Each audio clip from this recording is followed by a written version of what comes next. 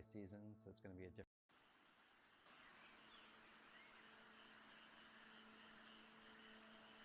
There's real value in experiencing it at different times of year.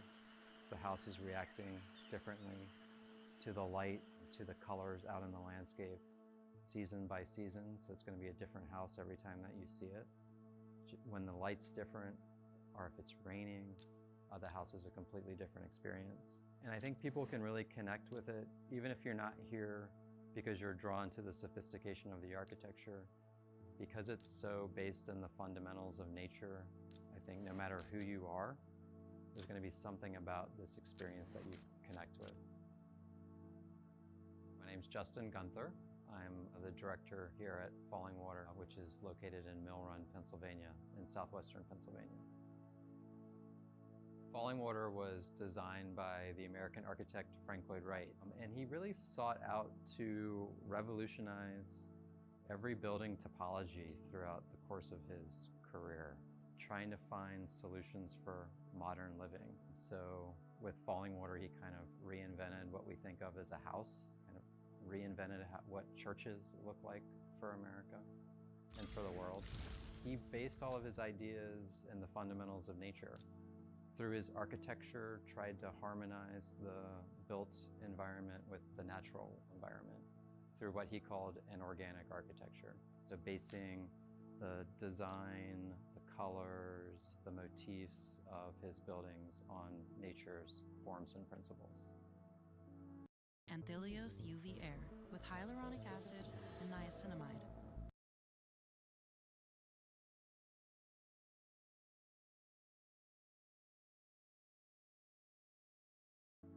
Clients for Frank Lloyd Wright for Falling Water were the Kaufmans. The Kaufman family owned Pittsburgh's largest department store.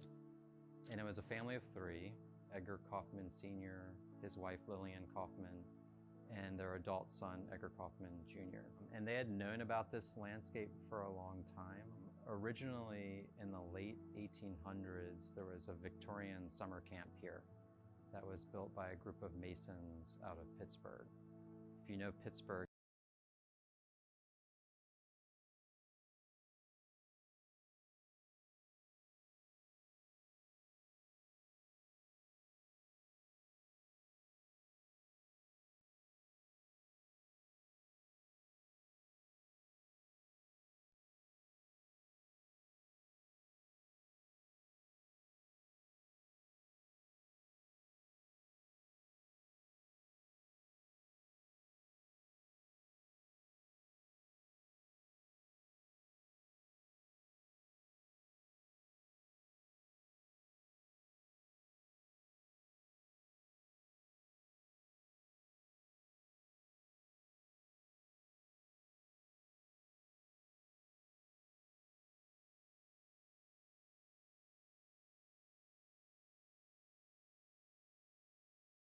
in the late 1800s, early 1900s, it was the Steel City, so lots of smog and pollution. So people escaped from Pittsburgh to come out to the mountains for some fresh air.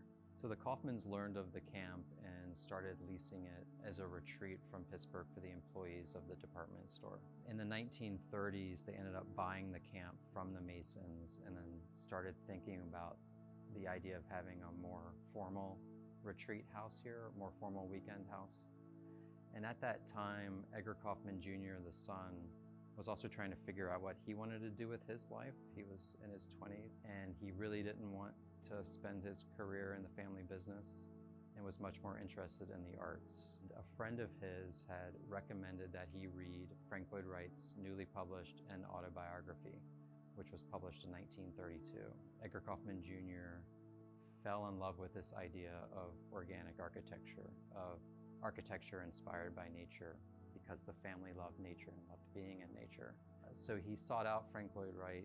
Frank Lloyd Wright had just established an apprenticeship program at Taliesin. Edgar Kaufman Jr. applied to that apprenticeship program. And of course, Frank Lloyd Wright, knowing who the Kaufmans were, could sniff out a good potential client. So Edgar Kaufman Jr. had no problem getting accepted into the apprenticeship program. And he spent about 6 months at Taliesin learning under Frank Lloyd Wright. And while he was there, Mom and Dad came to visit. also kind of got enamored with Wright's ideas of organic architecture. So Frank Lloyd Wright was chosen by the family to realize that dream of a formal weekend house here at Bear Run. So it really is the son that brings Wright into the Kaufman universe and then starts a lifetime relationship with the architect. Wright was invited, obviously, after they decided he was going to design the house, Wright was invited to come out and visit the site. And the Kaufmans thought that they were going to have a house that was looking at the falls. And then, of course, Wright had different ideas. He thought that if you put the most dramatic part of a landscape in your view constantly, that it would become something that's tiresome. You would just become used to it, and it wouldn't have the drama and effect of it. As if you were forced out into the landscape to see it, then it would always have an impact. So Wright envisioned this idea of putting the house over top of the waterfall rather than looking at it, so that the family was constantly living with the falls rather than just seeing it off in the distance. Because the boulder behind me that makes the hearth of the fireplace was the family's favorite sunbathing boulder and picnicking boulder by the falls, it becomes the symbolic heart of the house. The fire is always that place of gather in the heart of the home. So that boulder has a very symbolic place in the placement of the architecture, but also in the meaning of this space. And it's also the symbolic fulcrum point for the whole cantilever design. So if you think of that boulder as the center of a seesaw, all of this stone that's back here at the back of the house is holding all of the free mass that's floating over the falls, kind of pivoting symbolically on this boulder that's the heart of the home.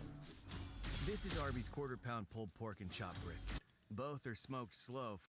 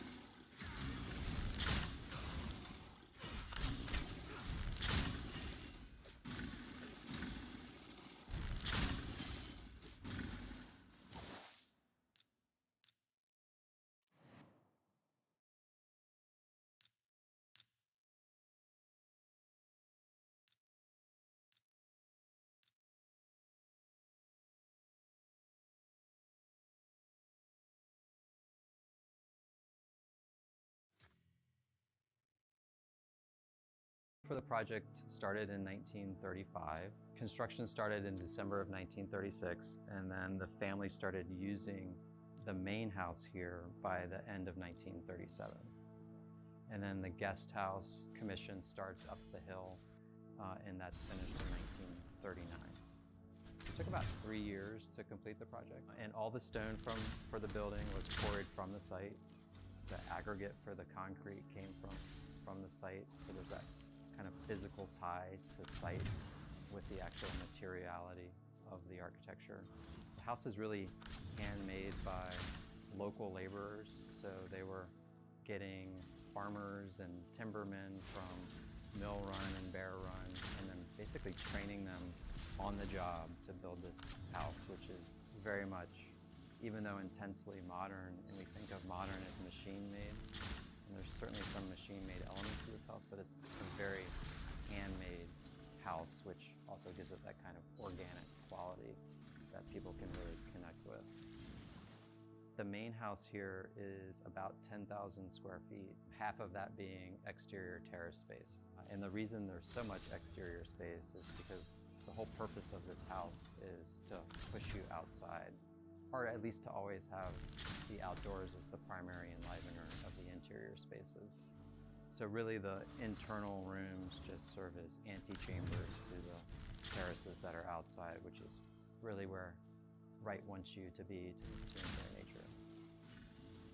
The siting of the house He uses the line of the waterfall as the drafting line, and then sets his 30, 60, 90-degree triangle on that drafting line, and gives the house the perfect southwestern exposure in the landscape over the fall.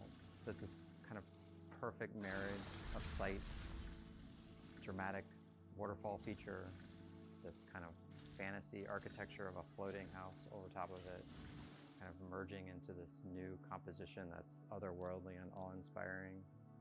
And now one cannot live without the other. The waterfall can't live without the house, and the house can't live without the waterfall. On cross axes in this room, the four elements of the universe come together and cross in the middle of this space. So on axis is Earth. You enter the house at Earth, and then you're drawn on cross axis to air out that terrace. And then on the other cross axis, fire at the hearth to the steps to the stream that go down the water. So you have the four elements converging in the middle of falling water, creating this timeless experience of place.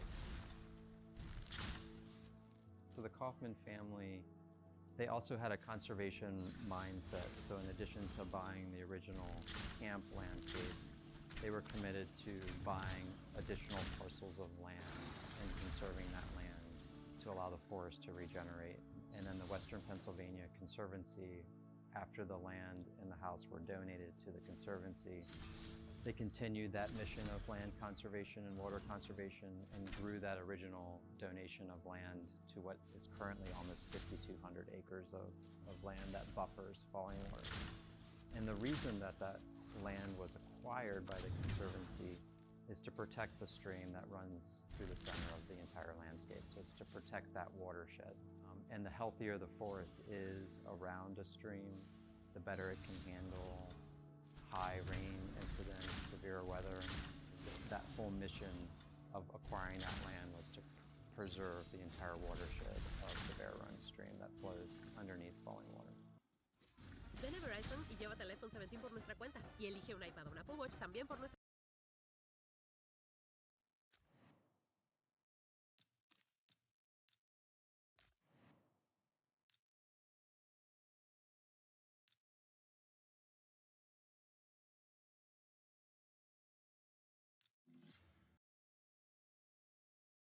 Edgar Kaufman Sr. and Lillian Kaufman both died in the early part of the 1950s. And then the son, Edgar Kaufman Jr., inherited Falling Water. And he continued to use the house as a vacation house until 1963. So at that point, Edgar Kaufman Jr. was living in New York. He had kind of established his life in New York. He had worked for MoMA, was head of their Good Design program from 1950 to 1955. And then after that started teaching architectural history at Columbia University. But in 1963, he made the decision to donate the house and the land to the Western Pennsylvania Conservancy, a land and water conservation organization, which may seem a little different for a historic house. The reason why it ended up with the Western Pennsylvania Conservancy is because of the family's love of nature, and because this house is so inspired by nature and has this intimate tie to landscape, it seemed logical to Edgar Kaufman Jr. that it be donated to the Western Pennsylvania Conservancy. He did not want this house preserved. He did not want it frozen in time. He wanted it conserved, meaning it could continue living, just like land that's conserved continues to grow and change and be part of this organic evolution of things. So by giving it to a land and water conservation organization, the house could continue to grow and change along with the landscape that was being conserved around it. He didn't want this house to be a private indulgence. He wanted it to be a public resource because he saw the value in helping people deepen their appreciation of nature through an experience of something beautiful that's built like this. And then we opened for house tours in 1964. So that means we are currently in our 60th year of being a public site. And I believe that also gives us the distinction of being the first house of the modern movement to open as a public site. So as a museum, our main mission is education. And our primary educational program here is obviously our public tour program. Outside of that public tour program, We do a great deal of outreach with local public schools and local schools and libraries throughout our region. Outside of our public tour program, we also have something called the Falling Water Institute, which is an umbrella under which we house all of our residency-based education programming. So we have a facility on our grounds called High Meadow, where we can sleep up to 16 people for multi-day or week-long residency-based learning. So we host high school students, college students, teachers, and working professionals, where they can come here on site, immerse in the landscape, get special access to Falling Water to learn about this place and write lessons of organic architecture, and then translate those lessons in contemporary ways and in different disciplines.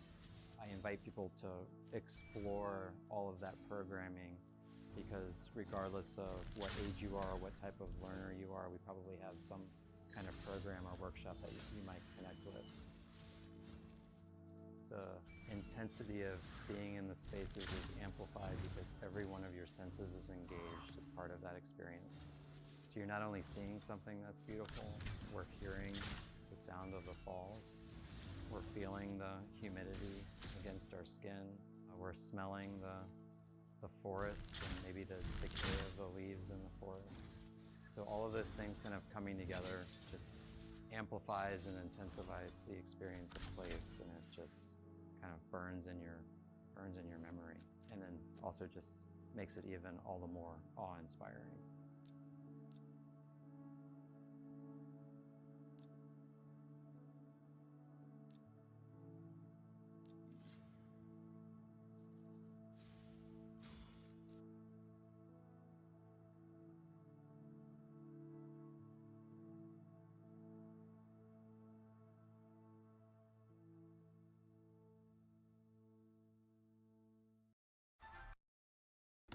Whoa.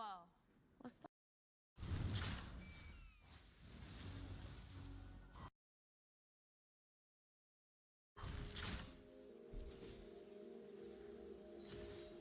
Lone Pine is situated in Inyo County, which has the distinction of having the highest peak, which is Mount Whitney, and the lowest point, which is Death Valley. So that is a huge county, of which Lone Pine is a city of about 2,000. It's about 7 miles from where our house is situated. So even though this feels quite remote, we have easy access to the town. I'm Karen Rathburn. And I'm Gary Rathburn, and we're in Lone Pine, California at the Lone Pine It House. My father gave me the land when I was 30. He had acquired it from Dr. Merrill Wolfe. He was a spiritualist and a philosopher, and he had an organization that built the Tuttle Creek Ashram in the 30s. So this property was part of that homestead, and his second wife had been caretakers here. When his wife was ill, they returned after a number of years. They sold my father the bottom 5 acres of the property that was the homestead, and he built across the street. Took him years, but he built his own cabin. When I was 30, he gave me the land, and I've had it since then, waiting to build a house here till I met my wonderful husband. After Karen's father lost his wife in 2012, I believe, we started coming up here more frequently, and over time decided that we would build here. His dream was to have Karen build on the land because he loved Owens Valley and Lone Pine, so he wanted her to have that experience. I mean, I've been building houses my whole life, so I really didn't want to physically build another one, so we looked at modulars and prefabs and had a couple of false starts, didn't really find what we wanted, and we're kind of despondent over the whole thing. We're sitting here one day and said, whatever we do, every time we drive up, I just want to go, man, that's a great house. And so we had a stack of Dwell magazines because every year they do a prefab issue. And Karen was thumbing through an old one, and there was like a quarter-page blurb of an It House. I think it was Kathy Opie's It House. And I started reading about Linda and realized she was in LA, so she was familiar with the LA California codes and things, and then found out that her own it house that she built for herself was in Pioneer Town as an Airbnb, so we went and stayed there. And the terrain is almost identical to this. We got in there between snowstorms, got snowed in, just fell in love with it. So we tracked down Linda and started talking about it. This spot here between the two rock ridges always felt to me like the place to build a house. I had a couple girlfriends here, and we built a little campfire, did a little kind of ceremony with the idea of putting out the intention someday I'd build a house here. In this particular spot, I mean, it has the views to the west of the Sierras, and then to the east, the Inyo Mountains, and then the valley floor with the Owens Lake, dry lake sometimes, but now lake's have water, and it's lovely to see the sunrises reflected in the lake. So it's really amazing that anywhere in the house you have a view of unsurpassed vistas that are all natural and a little different. This particular property is surrounded on three sides by Bureau of Land Management or Forest Service land, and then on the west side, a ranch that's in a private trust. So there's no possibility of having other development around. And Inyo County is unusual in that it's the second largest county in California, but less than 2% of the land mass of Inyo County is available for private ownership. Working on custom homes, I did a house in Palm Springs that was very contemporary and modern in the 80s, and so I was exposed to the more modern architecture over time. I'm a perfectionist. It takes a lot of work to make those houses look like they didn't take a lot of work. We didn't know when we moved here, but Neutra had built the Euler House just down in the Alabama Hills. And there we found a DVD of the interiors. So some of the interior treatments just are kind of that flavor of the natural woods and the blending of the interiors and the exteriors.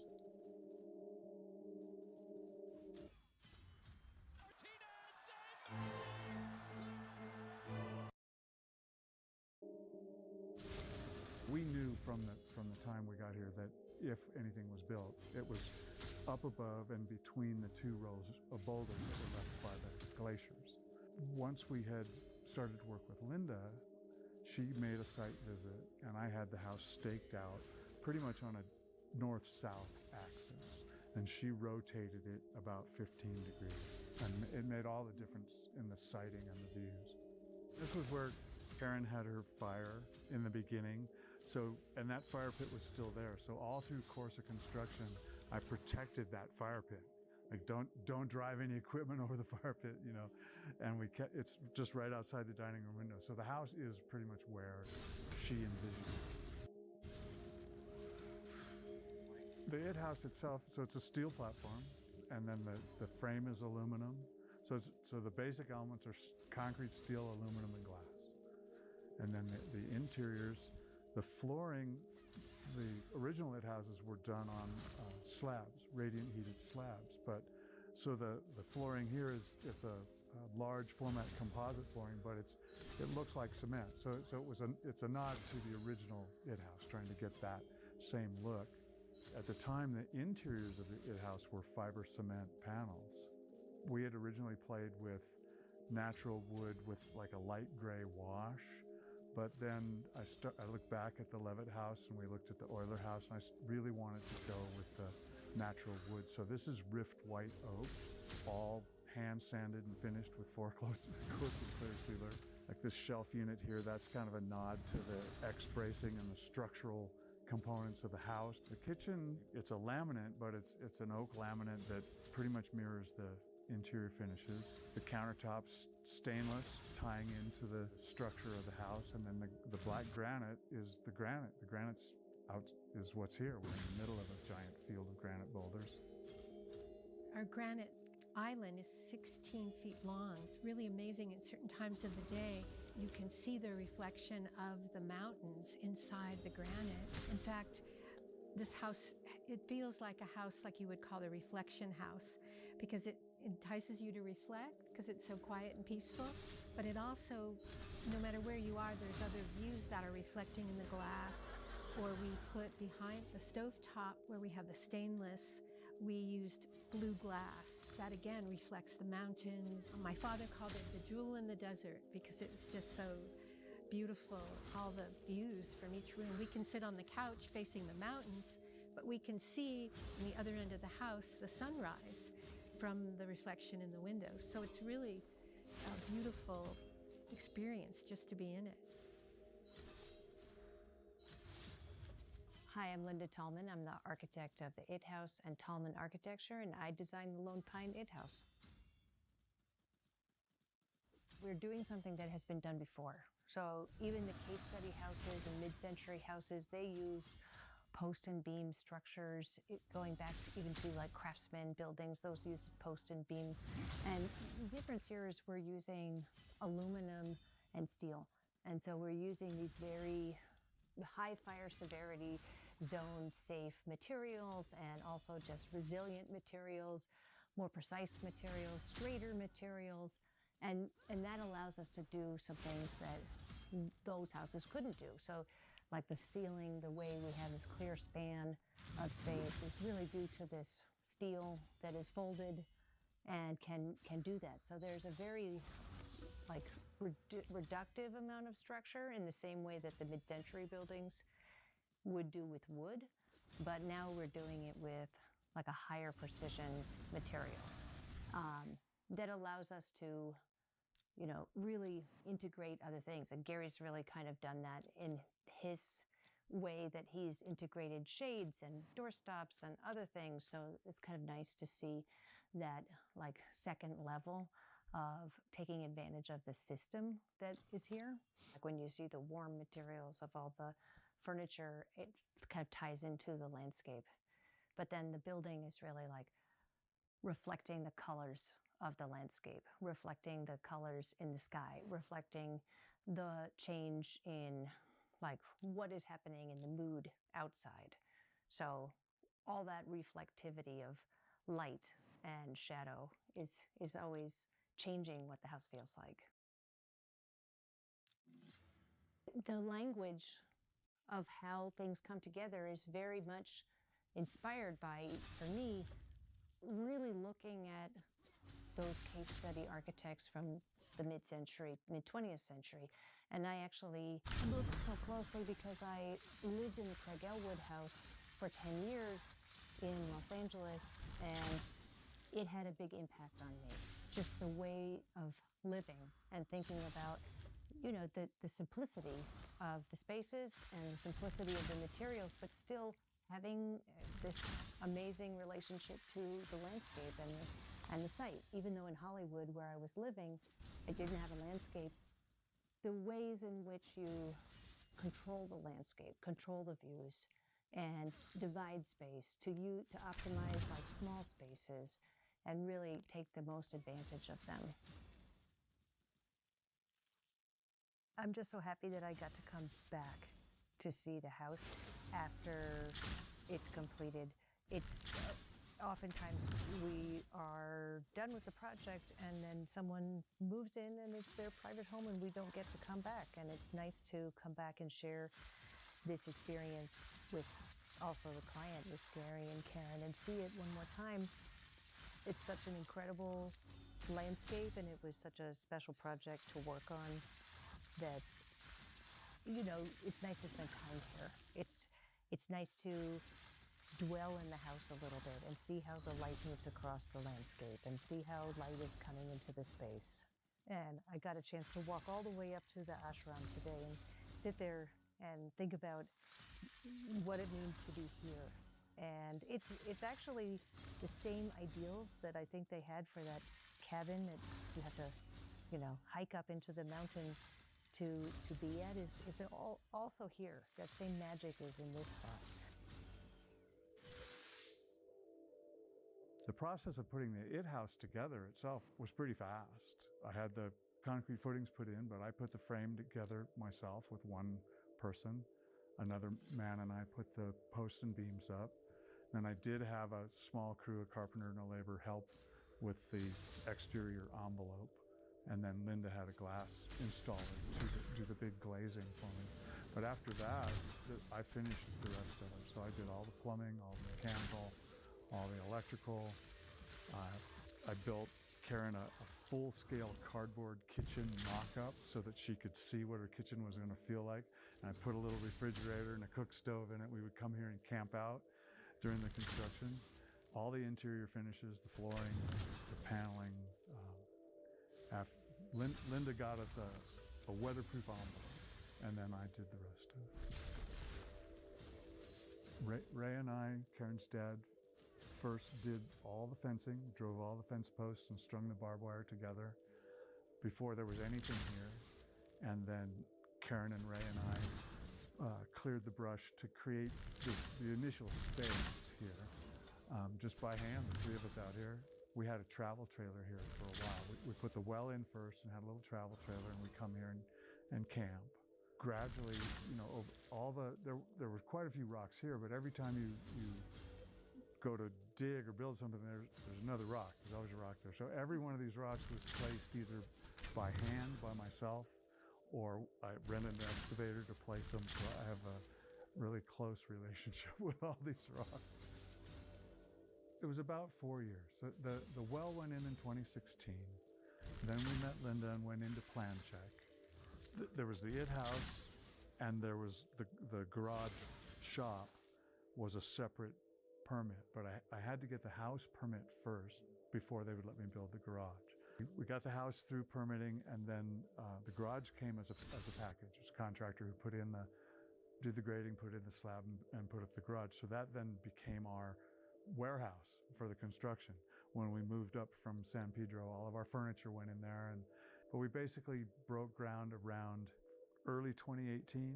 We moved here full-time in April of 2018, but I'd been traveling back and forth for like the previous several years.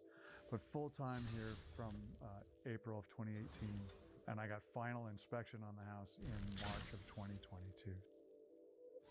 Almost 3 miles to the closest source of power, so it's not feasible at all to run power up here.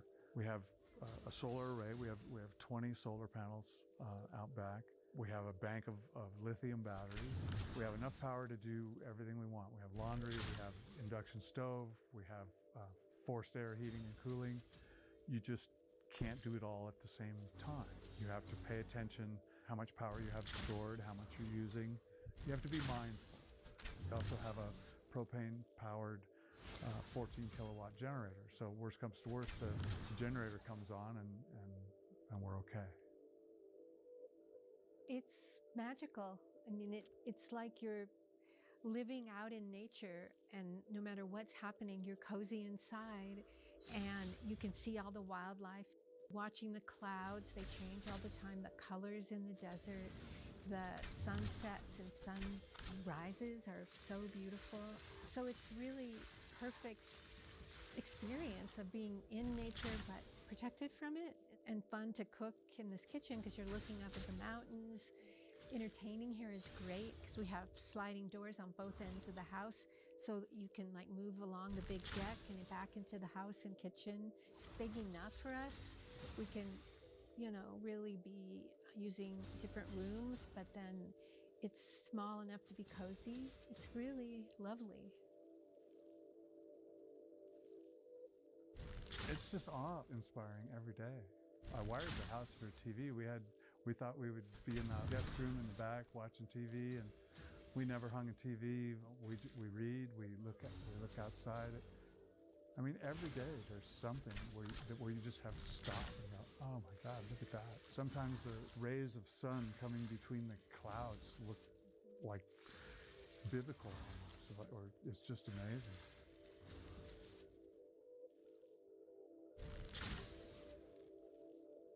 What makes it the most special is the land my dad gave me. I've been coming here visiting since I was a child, and that was a dream of mine before I met Gary. And the fact that, he's so loving and dedicated that he really made my dream and my father's dream come true of living here. And my father was just completely, overwhelmed with the beauty. And he'd never seen a house like this. And he eventually got dementia and he didn't remember a lot, but before that happened, he got to come here and really even help know what we were doing. So that made it very, very special. And the fact that Gary, worked so tirelessly to make those dreams come true really is the most moving thing about living here. Gary did pretty much all by himself. I worked the first couple of years in Bishop, and then my father got dementia and I became a full-time caregiver while he was building the house. I was involved in helping pick fixtures. Occasionally I could come up and help him with the physical work of pulling wires or picking, the flooring and handing it to him.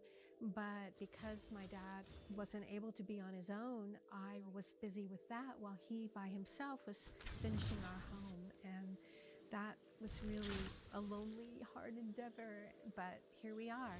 He did it, and not many people could have done it with the vision. The deck was really his design, and it's just a real privilege to live in a house made from love on property that was given to me in love.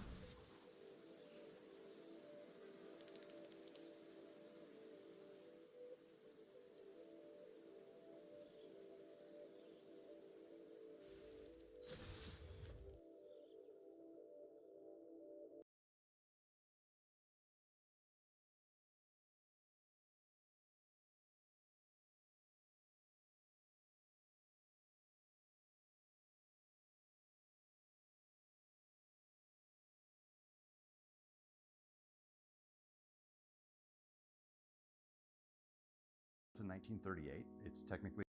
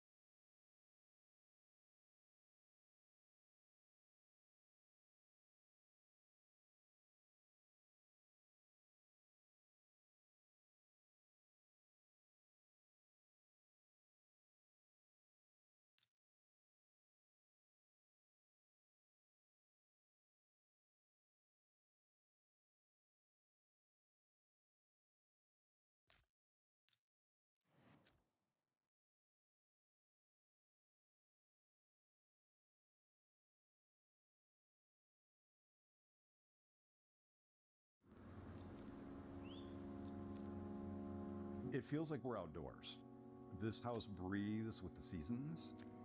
In the wintertime, we gather around the hearth The concentration of life is right here around the dining table and around the hearth. In the summertime, it really opens up. So we've got gardens surrounding the house. There's outside dining terrace on one side. There's an outside living room on the other side of the house. So we really expand with the seasons. As a result, it really feels like we're living in the forest. We're living in the outdoors. I'm Eric Wood. We are sitting today in the Suter House, which was designed by Pietro Beluschi in 1938, and we're placed right in the West Hills of Portland, Oregon. This house was designed and built in 1938. It's technically a pre-modern home. It was the first commissioned home of Pietro Beluschi. Beluschi's known for residences all over the Portland area, but is best known probably for international projects like the Pan Am building. He was actually the Dean of Architecture at MIT for about 25 years during the mid-century. Pietro Beluschi was born in Italy. He emigrated to the United States, studied engineering and architecture, became an architect here in Portland, Oregon. Most of his residences are actually concentrated here in Portland. He took over the A.E. Doyle firm, and then from there moved into a number of international and national projects. The Commonwealth building downtown was one of the very first glass and steel curtain wall buildings in the world. So really launching kind of the tradition of what we now know as skyscrapers. Pietro is largely considered to be one of the probably founding members of the Northwest Modernist movement, along with people like John Yon, who have a number of neighboring homes around us. I think one of the things that was interesting about Pietro in particular, though, is that he was one of the leaders of really establishing what I think we would call Northwest modernism, which has a much greater integration of natural elements. So using more wood, using more textures in the home, things that really mimic the outdoors that we're in. The house was actually designed and commissioned for one of the editors of Portland's evening newspaper, Jennings Suter. Jennings was a confirmed bachelor. He lived in the Arlington Club downtown Portland, decided that he wanted to design a home that he could entertain in. The brief for this house was basically a home for a bachelor and his maid. The program really was meant to be very much an open floor plan so that he could entertain. And then the sleeping quarters are all fairly hidden in the house so that it was very easy to have private space and public space. I had worked with an architect to design my own dream home and bought a lot further out on Skyline, and I was about to break ground on it. And Tony Beluschi, Pietro's son, who is also an architect, and I both served on the board of Pacific Northwest College of Art. He leaned in one day and said, "Hey, did you ever think about living in a Beluschi?" Which had never, of course, crossed my mind, but I was familiar with the architect. My office for my firm was in the Commonwealth building, so Beluschi's marquee skyscraper. He had the opportunity, as has been done with this house, to help the current owner find the next owner. So this house has never been sold on the open market. It's always, since the beginning, been a Beluschi involved in helping to broker the next steward of the house. He introduced me to the owner. She was an older widow who decided it was time to move out of the home. She was basically interviewing suitors for the Suter House.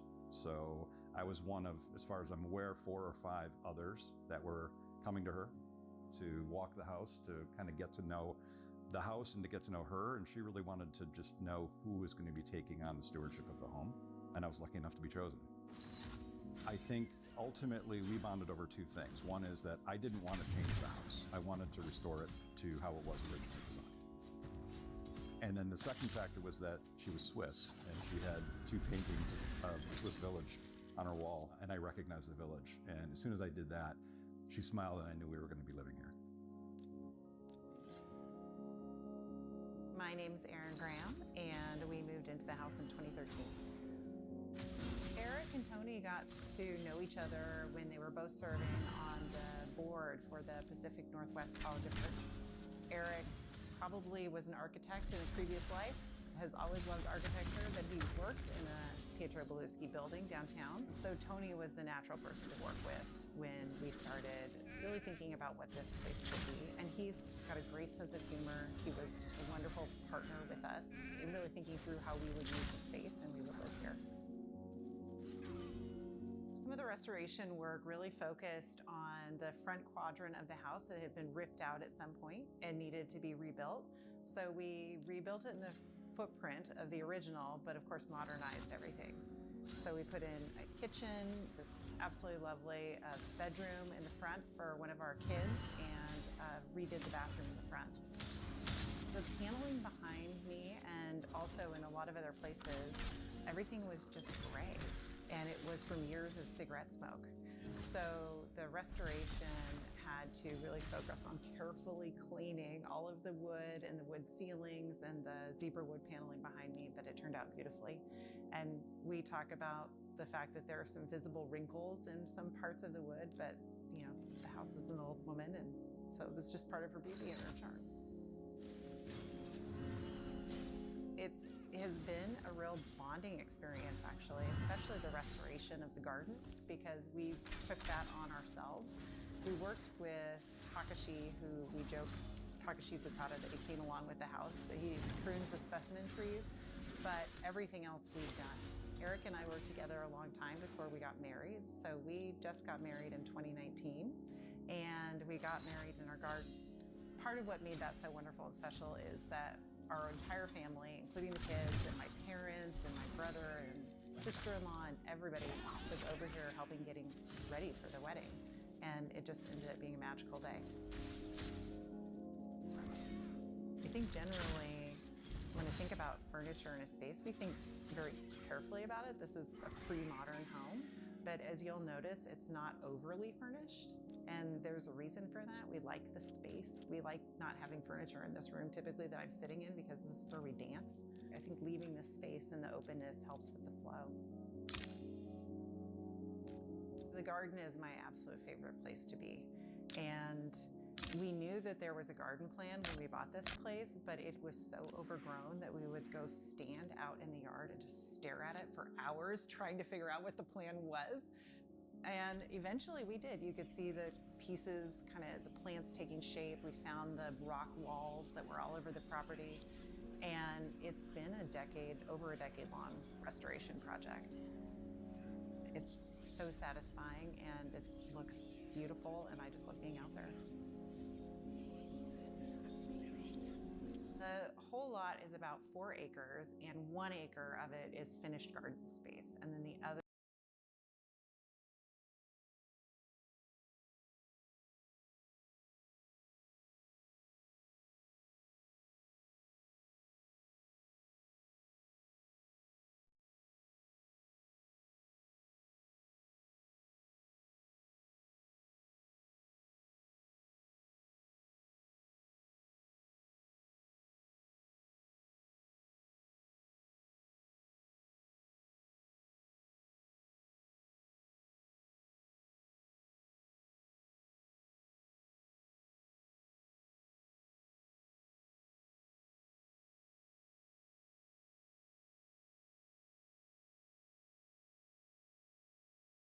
other 3 forest.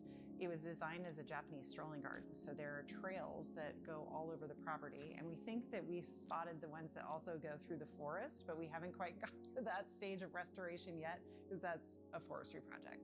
So someday, but in the meantime, we've focused on updating the acre that's around the house.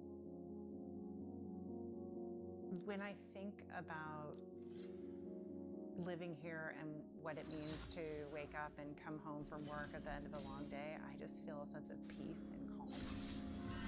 I feel so lucky to have this place as a place of respite where my cortisol levels can come down with everything else going on in the world, and I can just be in nature, because the house feels like an extension of nature and feels so connected to the landscape. So I really feel like living here is almost like a version of forest bathing. There are some amazing examples of beautiful homes here, and people are doing a lot of good work to steward them for the next owners, and that's what we're doing too.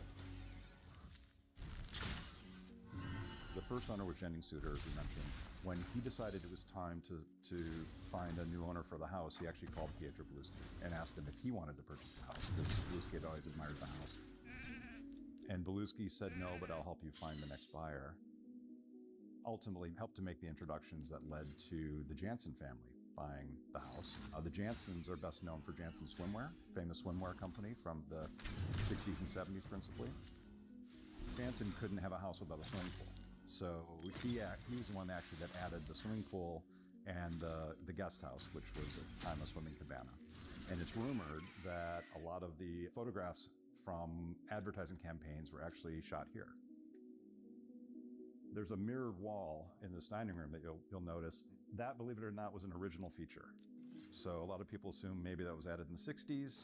It was in fact part of the design because Beluski wanted, as you walked into this entrance, to be experiencing the outdoors at every step. So in the main entryway, designed much like a Japanese entryway, the windows actually face Mount Hood so that you could see the seasons on the mountain. As you came into this space, you actually see the Japanese garden in that distance through the mirror, so it feels like you're just continually flowing through the garden.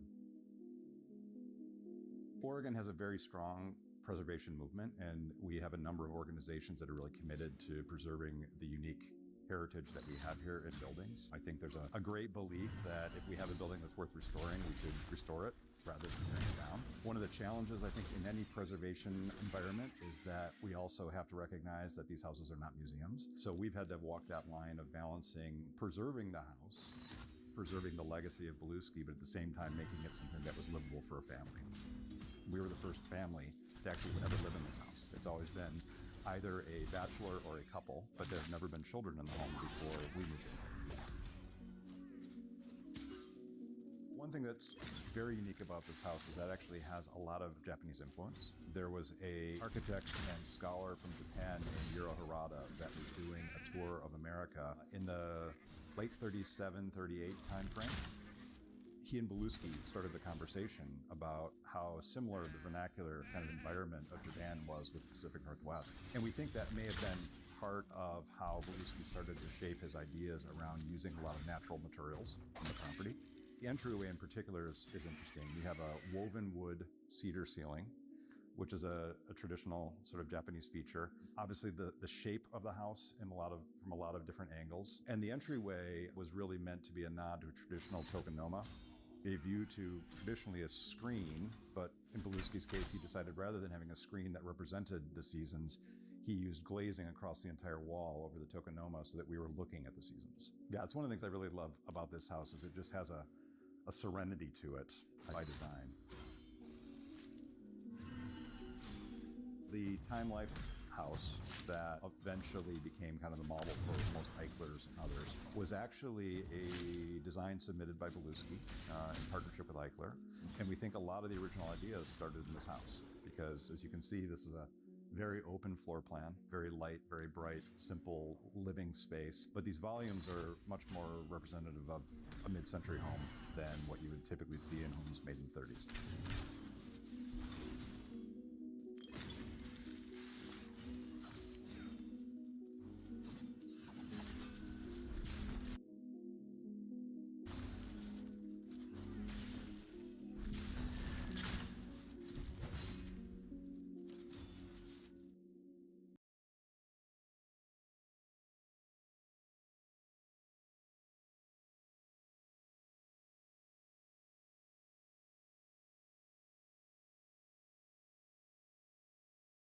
The house.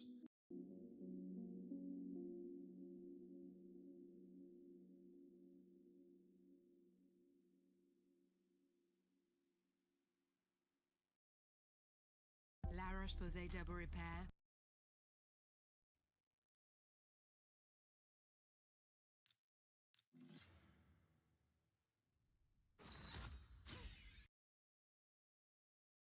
And that's something my dad.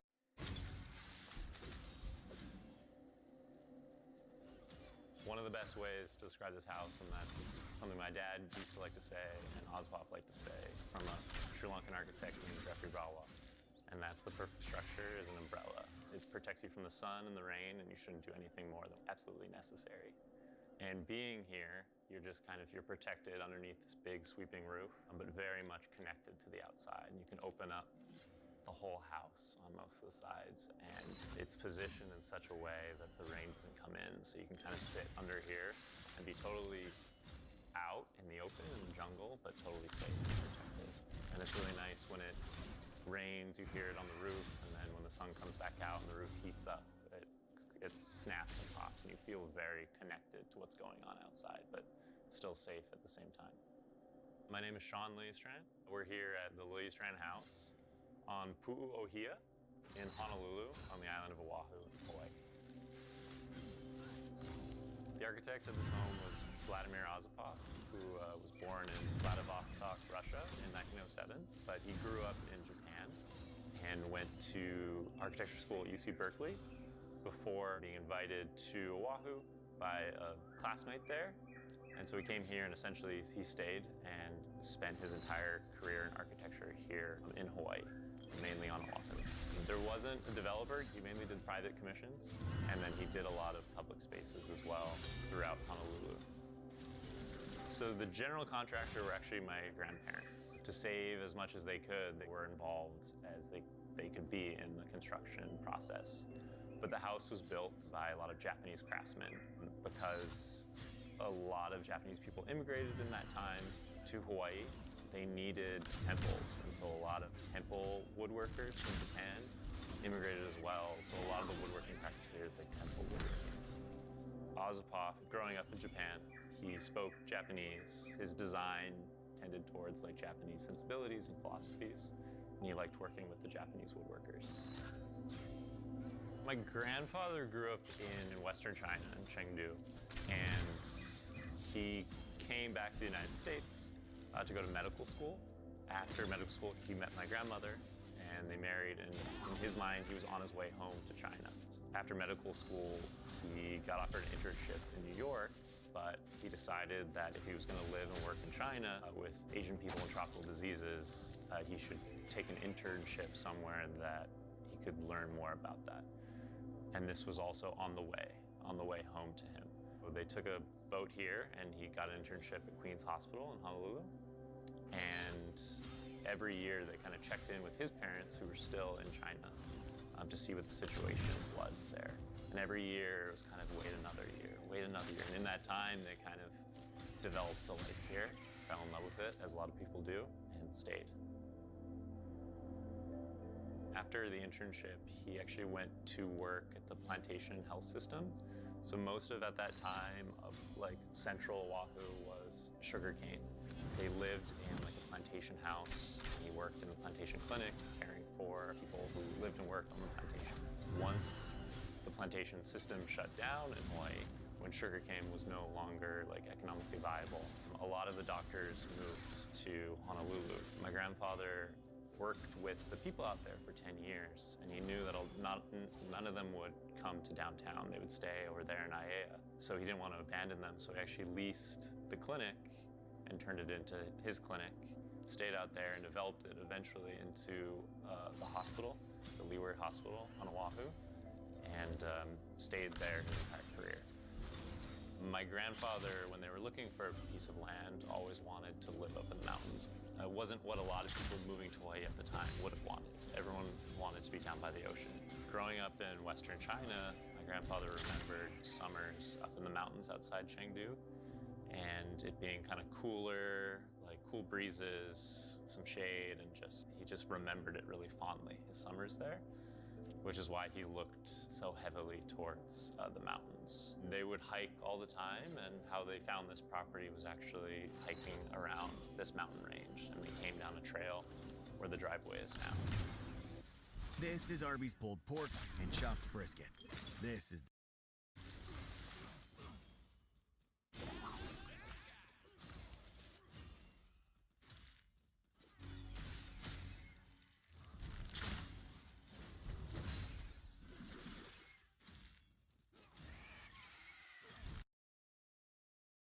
We're looking around for architects, and they were at a party and someone just casually mentioned you should meet with Vladimir Ozapov. So they went and met, and I think they just got along. They saw a lot of similarities. They came in with their ideas and what they wanted, but I believe they also really trusted him. It seemed to be a very good client-architect relationship, that they were both able to kind of work together very well. One of the things that I think Ozapov was really, really good at was understanding a site and placing the house on that site to best take advantage of the climate and the views. He understood that the wind generally came from the mountain and went down towards the ocean. So by placing all the small openings there, you can kind of create a natural air conditioning effect and kind of take in air and have all these large openings on the side that the wind's not blowing in, but it kind of slowly moves the air through the house and exits slowly. So the house can be open and it can be windy, but it's not windy in the house. The rain also comes from that direction most of the time. So even though the house is pretty much completely open on the bottom and you can open everything up, the rain never really comes all the way in. It would be a freak storm, the wind coming from that direction, that would push the rain in this way. So you can still sit in here underneath the umbrella when it's windy and raining, but because of that, the way the house is situated, it functions really well. It's really comfortable in here. And then beyond that, just framing the views, framing Leahi or Diamond Head in like these main windows over here in the living room. And I think he was very, very good at that, but also positioning the house to interact with the environment really well. So the house was completed in 1952, but Ozapov didn't decide it was completed for another 5 or 6 years after that, because he either selected all the furniture or built a lot of the built-ins. So a lot of the furniture is kind of the popular mid-century modern furniture during the day, Scandinavian. So of the built-in furniture, the bed was also in the master bedroom, was designed by Ozapov, and that's one of the things that my grandfather, in his old age, when he lived here until he passed away, he refused to change the bed or raise it to make it easier for him to get out of bed when he was older. I think he appreciated everything Ozapov did with this house, and they were such good friends throughout their whole life that he didn't want to change anything out of respect for Ozapov and everything he did with this house. What's important about the materials is these are the most common building materials in Hawaii at that time. So it's not the materials that made the house what it is. It was the intentional, thoughtful design that really elevated it. To me, one of the most impactful parts of the house is how Ozapov transitions you into the space. And he hides the views, and he hides as much as possible until he wants to reveal kind of where you are. So when you come down the driveway, you're completely surrounded by trees. You don't really know where you are. You just know you're in the thick of it, pretty much. And when you get out to the circle near the porte cochere, the house is long and wide, and it pretty much covers the whole horizon. And a fence and landscaping stands off to the left as well to hide more of the view. And when you walk inside, after going through the entrance, which is low and dark and winding, which is, I believe, a philosophy with Japanese architecture, is kind of make the entrance dark and mysterious. Once you step in, there's this mass here that blocks your view, and you can see the fireplace, but you still can't see the view.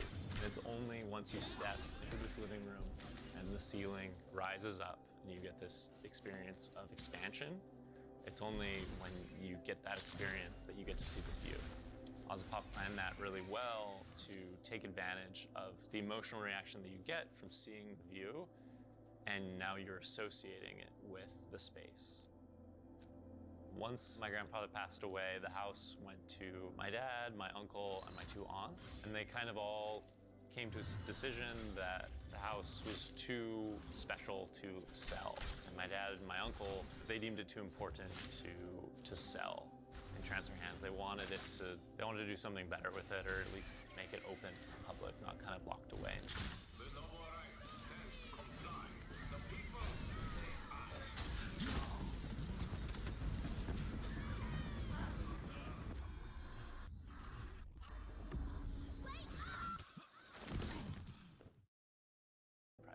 And changed so much because they also grew up here, and there's so many things that haven't changed. So I feel it would have been so hard to kind of change it all at once and just change hands. They worked together to create a foundation and then gifted the house. The mission of the foundation is to preserve the Laserand House and to make that preservation beneficial to the community. So not just maintaining it up here and letting it sit, but to make sure it's open. And we're constantly trying to come up with more ways that we can reach out to the community and offer the house for free to certain organizations that we align with in our mission, and to promote the works of like architects and good sustainable design.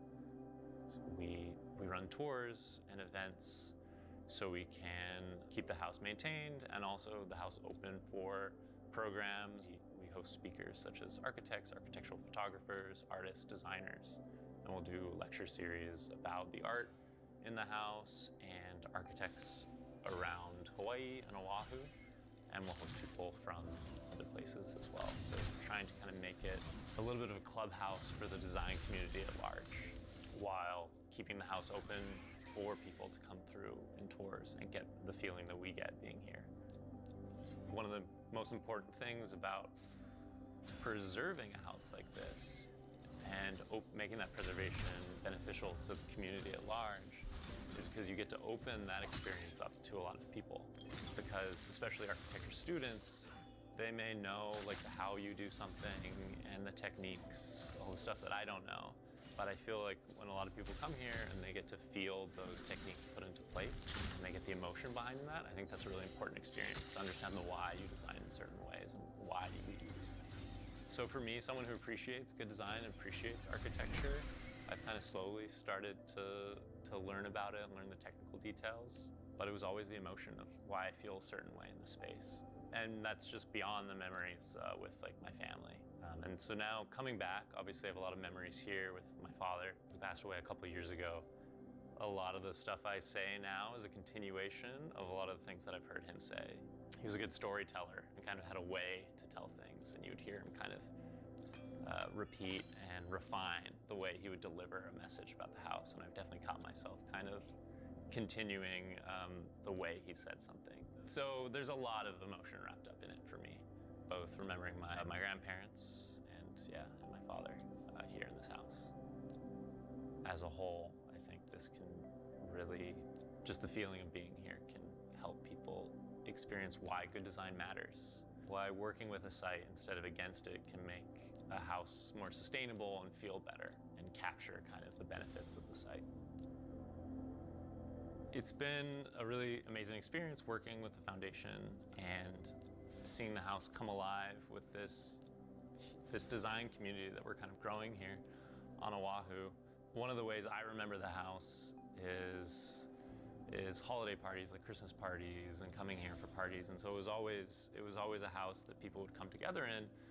And now that my grandparents have passed away, my dad has passed away, a lot of my family members are gone, it's been really beautiful to see this community flourish up here with the foundation and this design community that comes together. And not only does that community provide a lot of the means for us to continue to preserve the house, but they also provide themselves, which makes that preservation worthwhile.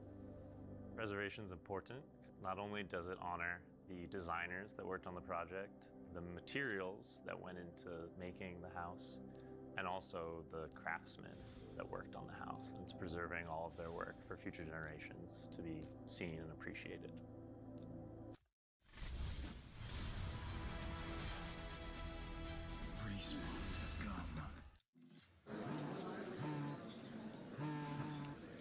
Someone's popular.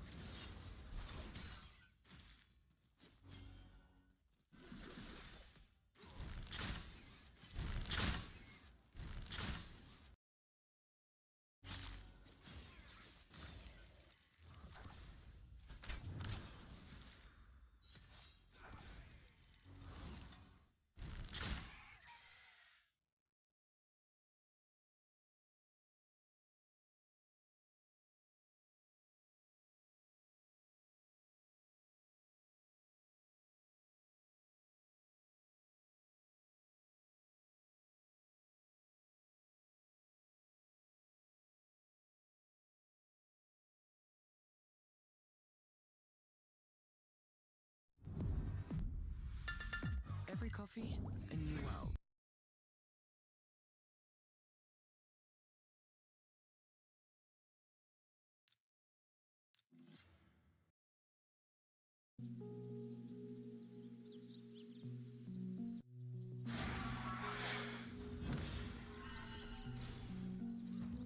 The house is a work of art, but it's not a museum. It's a place to live, and everybody needs to put their stamp on it in terms of arrangement and, even colors they like. Maintaining the spirit and the basic architectural integrity is what we hope for. If you don't get something out of living in this house, something's wrong with you. And if you don't imprint something on the house of your own personality, then you may be missing a bet. I'm William Fletcher. We are in the William Fletcher House in the area of Riverdale, just south of Portland, Oregon. The house, I believe, was built in about 1953. It was designed by my father as the first real residence for my family. The house, as mentioned, was designed by my father, William LaVenture Fletcher. He grew up just down the hill, maybe 100 yards from here.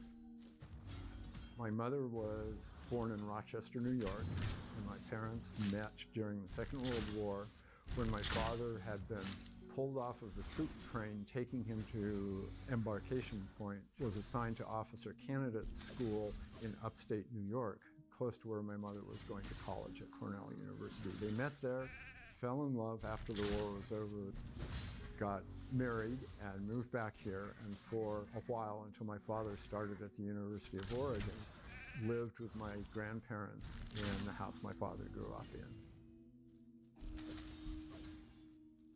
After my father graduated from the University of Oregon with a degree in mathematics and architecture, they moved up here. So my father, my mother, and my two sisters that were born after I was, and I've spent all of their early years in this house.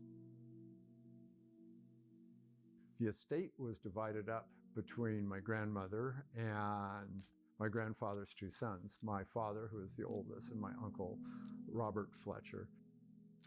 The question was, who gets what part of the estate that my grandmother wasn't living in? My mother, while living here, had wandered through the woods with my grandmother and along the roadway up through here, decided that this was the location she wanted a house in. So my father got this lot, my uncle got the lot just to the north of us and never built a house there. He had spent a lot of time over the years, and I remember as a kid, designing mausoleums around the country, including the one in outside of New York City where Count Basie is interred. Middle to later 50s, he started his own firm, which involved a number of other architects and interior designers, particularly among them Saul Zake, who he later worked with on the addition to Timberline Lodge, the interior designer George Schwartz, all of them in the area, all veterans of the Second World War who'd come home and gotten architecture degrees. His true love was domestic architecture. Essentially, up to the day he died, he was working on designing homes, even after he had officially retired from his firm. It's all part of the Northwest style, strongly influenced by Pietro Belushi.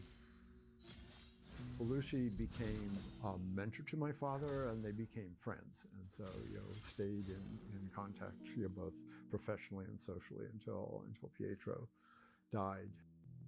Not too long ago, one of Pietro's houses came on the market. Saw the advertising for it, and you could see where Dad had gotten a lot of his inspiration from, and then he grew from there. And he wasn't just copying Pietro, but it was the starting point. MiraFast works naturally with your body in as little as 30 minutes.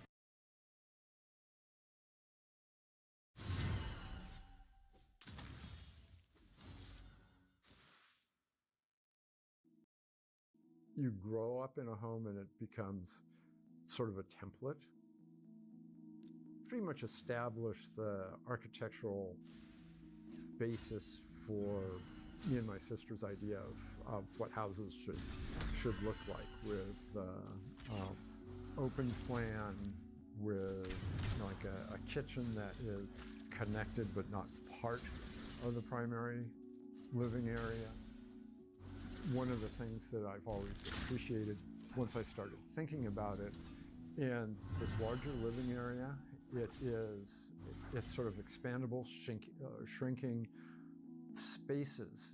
So it's very deliberate that the cabinet that separates the dining room table from the area where the bookshelves and whatever was there, and the big support beam going down the house, because that provides more of a psychological break than a physical break. So you can have a party where everybody in the space is included. You could have an intimate dinner party there and not feel overwhelmed that you're sitting in a room that's too big. You could have separate conversations going on here and there without people feeling like they were bumping into each other. When first moved in, it was, my dad, my mother, and myself. A year or two after we moved into the house, my sister Stacy was born. For a while, we shared a bedroom, but that really was obviously not a good long-term solution. So they added in 1955, I think it was, they added a room on the south end of the house by the kitchen that became the master bedroom, and added a bathroom to that, a bathroom with a shower. One of the features of the house was originally there was a carport under the south end of the house. So the house was up on stilts. There's a carport with a very steep drive down to it. That quickly became clear that, no, you didn't really want to park your car down there because it was a pain in the butt. This is back in the days where everything was manual. My dad's early office, when he was doing stuff, the furnace room, that he's got the furnace and just enough room for his drawing board and a chair and whatever down there. So that became just sort of an open, sheltered area where we stored stuff for years. Well, after my parents left, my mom was left with myself, Stacy, and my youngest sister, Laura. The two girls were sharing one bedroom up here. I had the old master bedroom. Being the firstborn, I got the first choice of the bedroom. My mother decided Stacy needed a room of her own, so we enclosed the basement, and there wasn't really any good place to put a stairwell down. So one of the closets in my room, cleaned that out, it's a little square area, cut a hole in the floor and put a ladder down there. So growing up through, grade school and all the way through high school, my sister had to go through my bedroom in order to get down to her bedroom.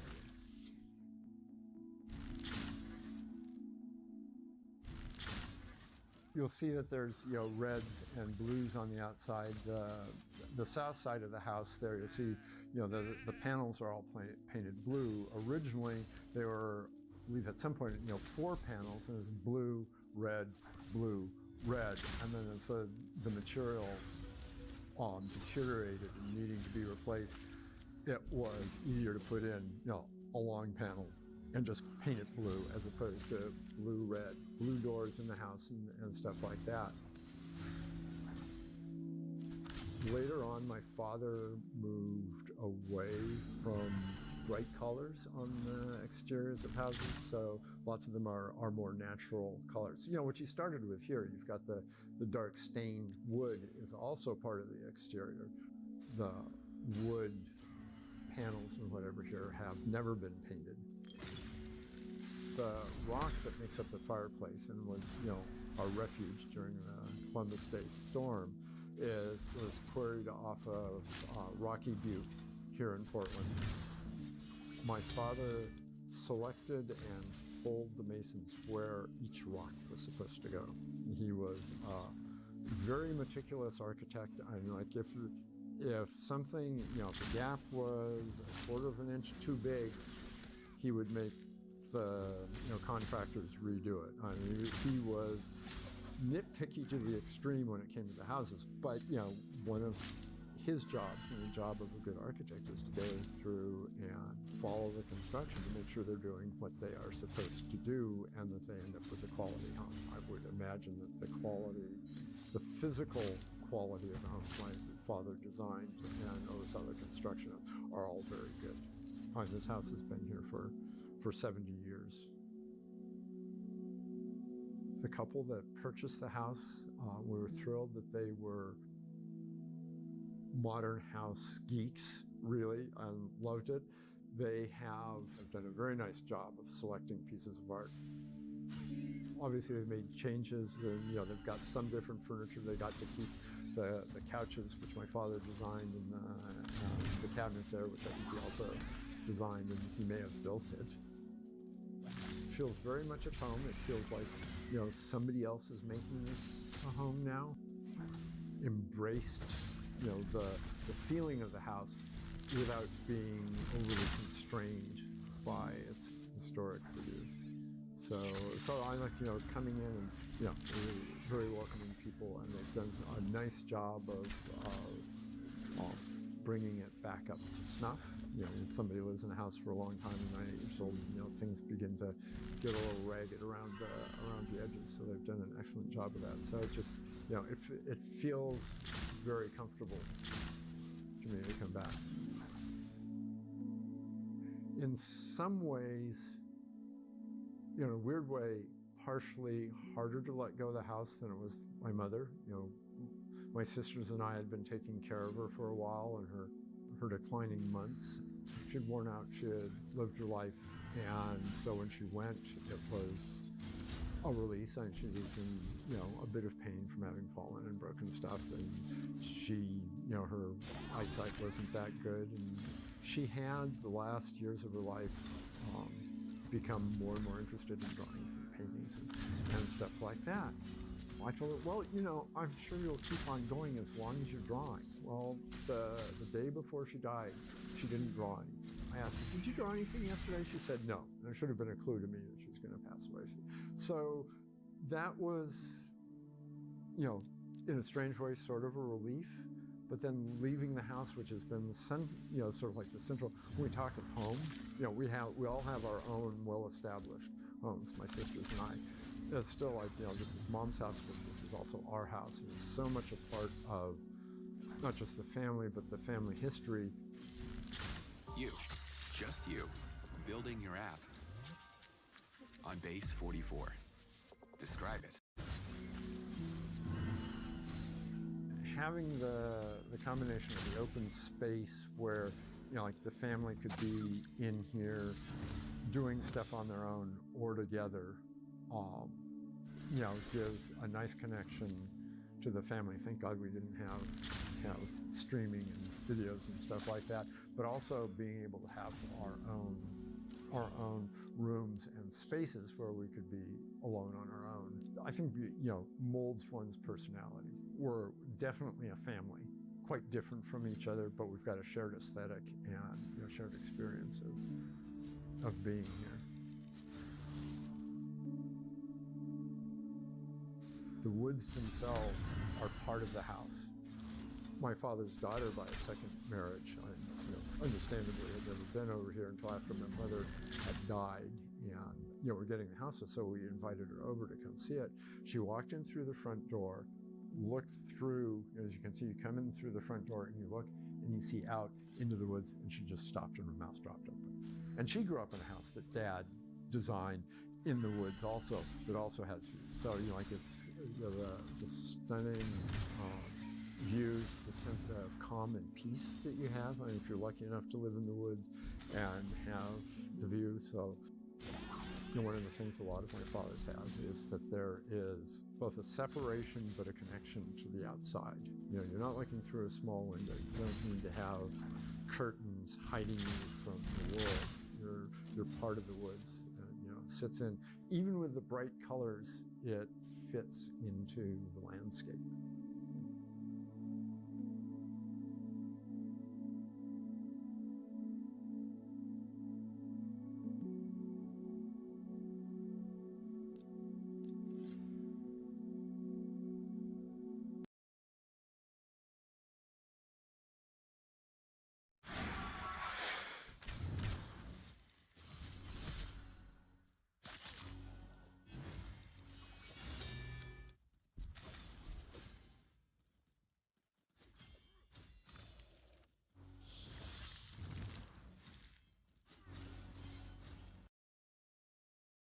couches, which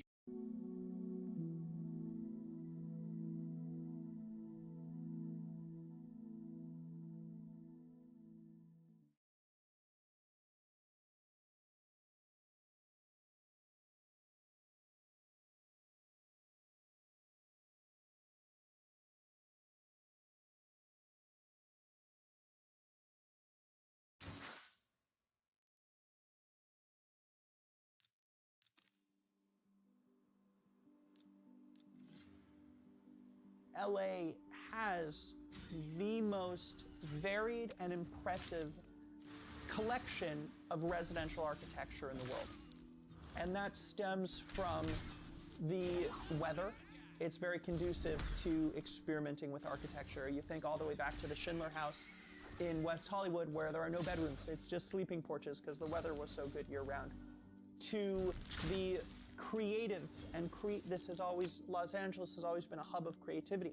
So you brought creatives here that included creative architects, and that included architects who wanted to build statement pieces for their creative clients. So that brought in a level of architectural variety and architectural intrigue that I believe that this city has in its residential collection of single-family homes.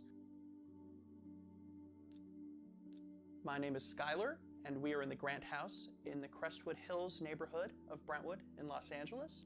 And this was designed by A. Quincy Jones in 1950. This home was a part of the Mutual Housing Association, which purchased a large tract of land and subdivided it into 500 homes. Those 500 homes are a part of Crestwood Hills in the Brentwood neighborhood of Los Angeles. A. Quincy Jones designed a bunch of different plans and allowed the members of the Mutual Housing Association, people call it the MHA, to choose the plan that most suited their lot. So this is MHA 302, which was chosen for a gently sloping lot, which this lot is, hence the stairs down into the living room that matches the grading of this property. The original owners of this home were Ben and Bernice Grant. They moved in 1950, right when it was built, and Bernice lived here until 2018 when she passed away at 104.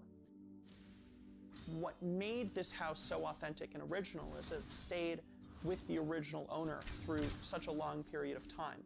Then in 2018, another guy bought it and did a basically to-the-bones restoration of this home to bring back basically all of its former glory. An interesting example is right here in my living room. I have a spectacular shade screen. That shade screen was originally designed in all of the Crestwood Hills homes, and this is the only one that remains. And it remains because it was original. You know, the original owner lived there and kept it, never felt the need to remodel it and remove it. And it's one of the most special aspects of this home. There were originally 500 lots when it was subdivided back in 1946 to 1948. The homes started being completed in this section of Crestwood Hills, and the first move-ins were in 1950. While they wanted to have 500 AQJ designed homes, only about 120 were built.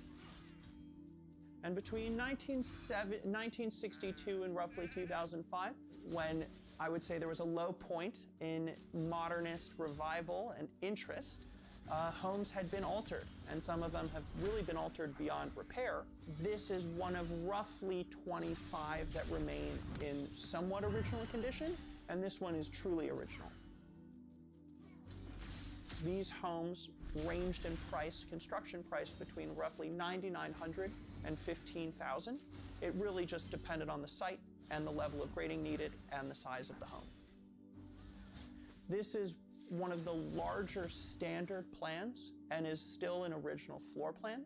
The only change was that my front den was converted from a carport into a den in 1958. So they did that. The Grant family was expanding. They needed a little bit more room. That was turned into another bedroom and another small office space. Going in the front door, the house is really separated as a front and a back, but it's a front and the back of from you're facing the front door. which you enter on the narrow side of the house. And you walk in to the right, there's a den. A lot of these homes, a lot of mid-century homes, due to their modest size and modest scale, like this one, only have one living space. And this one has two living spaces. It has my living room, which we're in right now, and there's a den in the front of the house. But that den is only there because they enclosed the carport in 1958. Then you go in, there's a central walkway that accesses the two bedrooms, the two bathrooms, and my office. And then you walk downstairs into my wall-to-wall, mohair living room that also has my dining room and my kitchen all attached. And it looks like a very small kitchen. I think it's funny, I was walking through a house probably 2 to 3 weeks ago. My friend who I was with was like, "This is a really small kitchen." I was like, "This is bigger than my kitchen, and I've never had a need for more space." And granted, I can't cook for 25 people in that kitchen, but for the scale of this house and for the, for 6, 8 people, it's amazing what intentional architecture you can do in such a small space. Now, these houses were designed, again, to be super economical. To save money, they didn't even have lighting plans. So all of the lighting in all of these original AQJ homes were just lit up by lamps and lanterns and sconces. There was no ceiling lights. Architecture is all about the details. What's so amazing about this home is it's a modest home. It's 3 bedrooms, 2 bathrooms, right around 2,000 square feet. And back in the day, a family of 5 lived here. Ben Grant owned a small appliance shop, and Bernice was a social worker. This was a modest home by no stretch of the imagination. And over time, as home building has become more of an industrial process, by making it an industrial process, they take away a lot of the charm of housing. But I guess that goes with the fact that the first 2 contractors to build Crestwood Hills went bankrupt. So there has to be a happy medium, but I don't know where it is. Another really interesting thing about this house is I have an office that's connected to my living space, and there are some movable louvers that wasn't originally designed by AQJ, and those basically open up and close between the office and the living space depending on what people use that kind of secondary small living space for. Since there are a number of the same MHA designs in this neighborhood like this, different people use it for different things. I've seen one as like a little music nook. I've seen it as a completely separate room and the louvers are shut closed as a sort of extra bedroom. And oftentimes it's an office. One of the really interesting parts about this property is there's no backyard. There's 2 large side yards. The unusual placement of this home on the lot to maximize the light, to maximize the separation of such a small house. I basically have a backyard for my bedrooms and a backyard for my public space. I, as a developer, would never look at a site like this and assume to put my front door where this front door is, but it works perfectly. Living in this house is incredible. I think the phrase indoor-outdoor flow is overused in real estate, especially in real estate sales. But the connection with the large windows and the landscaping going right up to the house really improves the living space inside this home. And while I don't actually find myself going outdoors as much as I probably should, the closeness I have with all the organic material right up against my house, I think really makes this house feel special.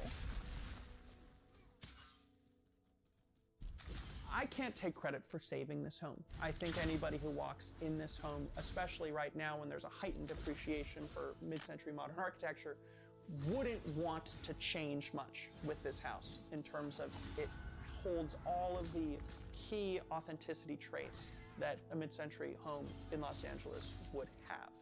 However, over the past 3 years, I've been working with Corey Buckner, who is a architectural historian and preservation expert, And we have submitted this house along with 2 other homes in Crestwood Hills for landmark status with the Cultural Heritage Commission. And hopefully, at the beginning of 2026, we will get this home approved as a historic cultural landmark in the city of LA. Lautner is organic. Lautner is a dreamer. Craig Elwood is famous for having this big ego and driving all the fancy cars and, flirting with clients. A. Quincy Jones, I would put at the same level of them, but he seemed like a more normal and pragmatic architect. And I am a huge believer in pragmatic architecture, that you can make affordable spaces beautiful. And this house, while it might not be extremely affordable anymore due to the location, was still a very affordable design. And unfortunately, over time, as building regulation gets more stringent, a home like this could never be built again, because you have the amount of windows and the number of openings and the thickness of the roof no longer meet the requirements necessary to build new housing.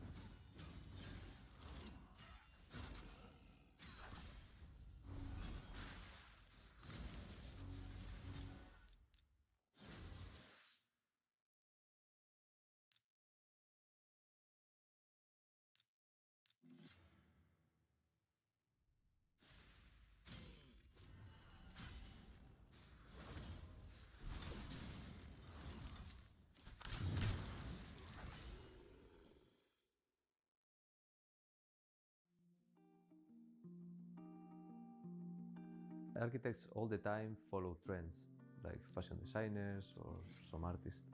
For me, architecture is space and lifestyle. What architecture conveys for people who live in the house, how architecture makes people live in the house and enjoy it and experience it. These 2 houses are the same in terms of structure, the layout is the same, but the style of architecture is different because of the envelope and how it's treated, the envelope. La Canaria has a cage around it. It's like the cage for a canary, for a bird. The house is yellow and it's a cage that protects the house and creates the style of the house. The other house is the opposite. The other house doesn't have an envelope. The structure is exposed. My name is Diego Canolazo, and we are in Los Angeles, California, in La Canaria house. Next door is my house called Cano House. My passion for architecture started in Madrid when I was a kid because my grandfather was an architect. My grandfather was spending the afternoons in his office, in his studio. As a kid, me and my cousins were going in there and drawing. We were laying on the ground next to him and drawing with the pencil, the color pencil. He was of that generation that they did everything by hand. The way he was drawing his plans, even drawing the vines around the building and the trees in the building with the color pencils, I wanted to be like him. He enjoys so much that I said, I want to be like, I want to enjoy something this much. I came to Los Angeles because I fell in love with the city, but SciArc gave me the opportunity to come here and study here. So I graduated in my master's in SciArc. Graduated in 2012. I studied with the guys at the time. Eric Owen-Moss was the director, and Hernan Diaz Alonso was my teacher. And then I did my thesis with Coy Howard. SciArc was a fantastic place. It was the perfect place to be. It's a great school and a great environment. I think it represents very well what Los Angeles is, or what is the spirit of this city. I think Los Angeles is a product of this city. The way it was founded by Capi, and it's a fantastic place. After graduation, I started working in a real estate office here in Highland Park. And then I started working with Selgas and Lucia, Selgas Cano, which are my uncle and my aunt. And we started trying to get projects here. We started with this one, and we started to getting more jobs. And now I'm solo. Now I have my own practice.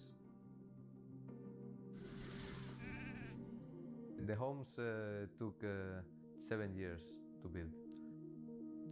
Of those 7 years, 3 of them were stopped by COVID. Before COVID, we did all the foundation, all the framing.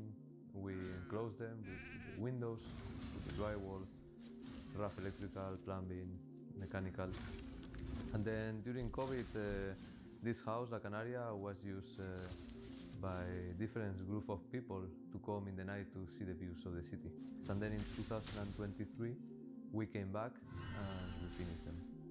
Took another year to finish this house and 2 more years to finish the house next door. This project is self-funded by us. By us, I mean myself, my father, and my uncle and my aunt. We started in 2013. The project designing the project and thinking about the project. Prices were different. The construction industry was different at the time. Construction industry changes with inflation, but not only inflation, also labor and material costs. And so everything has changed, right? So, but we were not in a rush. We knew that, during construction, we might go through different crises. We might go through a crisis and then a recovery and then another crisis and another recovery. With the mind, we were not doing this as developers. We are not developers, we're architects. So we were just doing it basically to do something with our time. And when we started 2013, there was the end of the 2008 crisis. So there was not much work as an architect. So we said we might as well do our own thing. Don't rely on clients because there's no clients out there. So that's why we decided, okay, let's do something. Let's buy cheap land and try to make it work. The finishes here are mostly radiata pine, comes from Chile, this one specifically. But this is a plywood that has been used in United States since the beginning of plywood. It has a lot of grain. It's the one that Schindler used. Has a lot of texture, so it gives a lot of richness to the space. The furniture, the built-ins, is another thing that we tap from Frank Lloyd Wright, probably the master of the built-ins, and Rudolf Schindler is a master also of scale and built-ins, and that's something that we follow as well. That style of how to enclose the spaces, how to create the spaces with the built-ins. The furniture, the lighting is mostly vintage, a lot of Murano glass. The furniture is some designer pieces and some unknown pieces, most of them vintage, some of them new, but a lot of them vintage as well. We have some pieces in the Cano house that are from local artists of Los Angeles. These rocks come from here. They were, so when you excavate the hillside, you take a lot of dirt and decomposed rocks, but every so often you find boulders that are perfect boulders or pretty big boulders, and these are the boulders that were coming out during the excavation. And we said, it's important to understand where we are. We are inside a mountain in a way. We dig the mountain, we are living in the mountain. So to have that presence of a rock or a boulder and part of that mountain inside the house, I think it made sense to feel that, to have that feeling. We are against the mountain, inside the mountain. When we started the construction here, I was living in a Rudolf Schindler apartment in Silver Lake and had a lot of the Frank Lloyd Wright and Schindler finishes of wood and cabinetry in plywood. Schindler started using plywood in the 20s. And, we got the inspiration from Schindler to make the built-ins and use plywood and the warmth of the wood. For us, a home has to be warm. I think it's very important. So we use a lot of wood. And then the outside is different. La Canaria has aluminum, it's powder-coated aluminum, and then the other one has tiles that we brought from Morocco. I have a friend from Morocco who fabricated the tiles, and then my brother did the murals. He designed and installed the murals, and there is not much facade in these houses.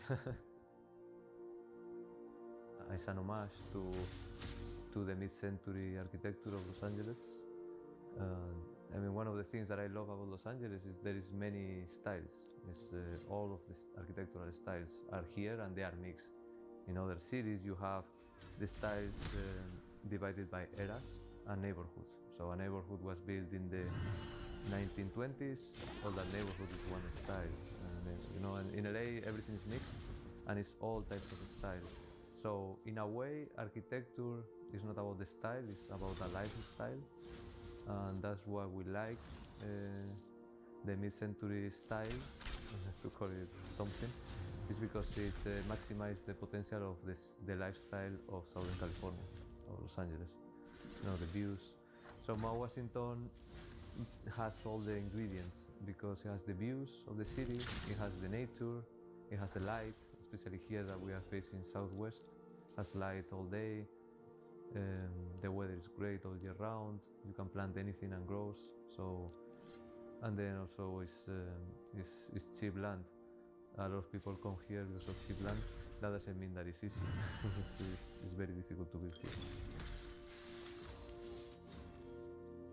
Inspiration first and foremost comes from the site. That's something that I learned from Le Corbusier, the French architect. He's always said you need to spend a lot of time in the site before you have an idea, because otherwise this might be wrong. So the inspiration comes from the site, and then it comes from what people have done in the past around. Here we are in Los Angeles with a very recent fantastic history of architecture, so it was easy. Then we have the question of, are we going to tap into the most recent architecture of Los Angeles, or we are going to tap into the older style? So we are tapping more, we are more connected to Capi, we are more connected to Neutra than to Eric Owen Moss. Because it's a natural process, the same way a person is more connected to their grandparents than to their own parents, Although I studied in Sci-Arc, I'm more connected to the previous generation that I didn't receive classes from. And I think that's a natural way of progressing and moving forward. In terms of sustainability, the most sustainable material is wood, because you regenerate it. There is certain woods that come from the Amazon, which you shouldn't use. But these ones are local, like all the radiata, although the plywood is maybe manufactured somewhere in America, the conifers were grown here in the United States. We use a lot of wood for that reason, inside and also outside. There is some steel in the houses, in both houses, for seismic. You cannot make big openings just with wood. The frame is very, very tricky, so you need to put some steel, but then the rest is wood. And of course here we are in the hillside, so there's concrete. But concrete will last for a very long time, so it's not the most sustainable material, but it lasts for a very long time. My advice to architects is patience, and whenever possible, take fountain. And no, thank you very much to Open Spaces, because I think the catalog you are building is very relevant for the American architecture. Very, very, very, very comprehensive pieces that are very unknown. So I think Open Spaces are doing a great job. It's very good.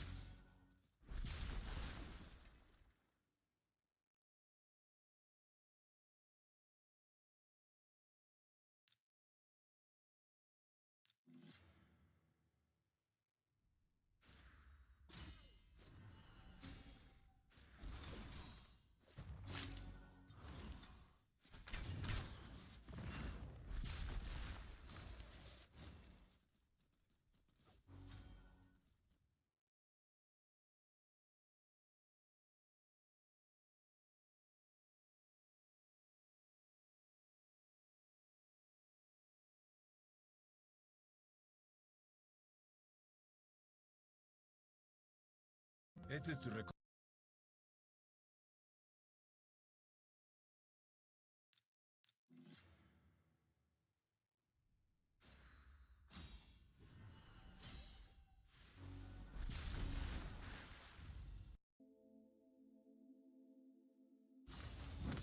As far as owners understanding or not understanding how important these homes are, I do think that a lot of them do understand it. What's helped is our proposed historic district and getting that off the ground. There's been a lot of things mailed to people, and people are pretty aware. Not everyone agrees with it by any means, but larger than that, Southland Park is known as the home for mid-century homes in Sacramento because it just has such a rich stock of ranch homes. And really, an Eichler is just a ranch home done in a modern vernacular. My name is Zan Gates, and today we're in Southland Park Hills, Sacramento. It's an Eichler neighborhood developed by Joseph Eichler and his team. The planned development that was built out in 1955 and 1956. The sales agents were Moss and Moss, and the architects are A. Quincy Jones and Frederick Emmons. They designed all of the homes in this tract. If I had to sum up our home for someone who doesn't know anything about architecture, I would summarize it as the architects, Jones and Emmons, and the developer, Joseph Eichler, intended for it to be a modest family home, but one that relied on modern conveniences and cutting-edge architecture, post and beam architecture, which means that the structure of the home is exposed. You can see the actual post and beams there hidden behind a dropped ceiling. For a family, the innovations were that it's private from the street out front, but that in the back you have all this expanse to host your barbecues and enjoy your children and your pets. And the light was a really important thing. So they designed with these 3/4 walls and block walls to separate the living and dining areas and the kitchen and living areas, but the walls don't go all the way up. In Sacramento, architects like Jones and Emmons and also Carter Sparks, who designed the Strang homes for the Strang developers, they used really deep overhangs to shelter from the afternoon sun, because this is a hot climate. Jones and Emmons used very thoughtful siting. Each house, there were 4 different floor plans they offered, and this is one of the 2 4-bedroom models they did, and obviously a flat roof model. They sited really specifically so you weren't looking into a neighbor's house. So here we do get the sunset, and I do have pictures from 1959 where that was just a cyclone fence there, and the big trees weren't there, so you did see the sunset, and you didn't see your neighbor.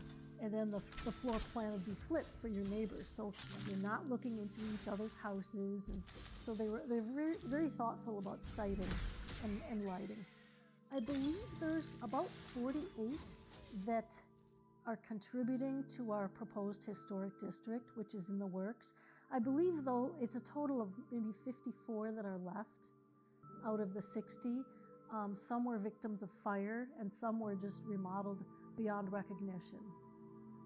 We moved to Sacramento just because we had an opportunity to buy this house off market.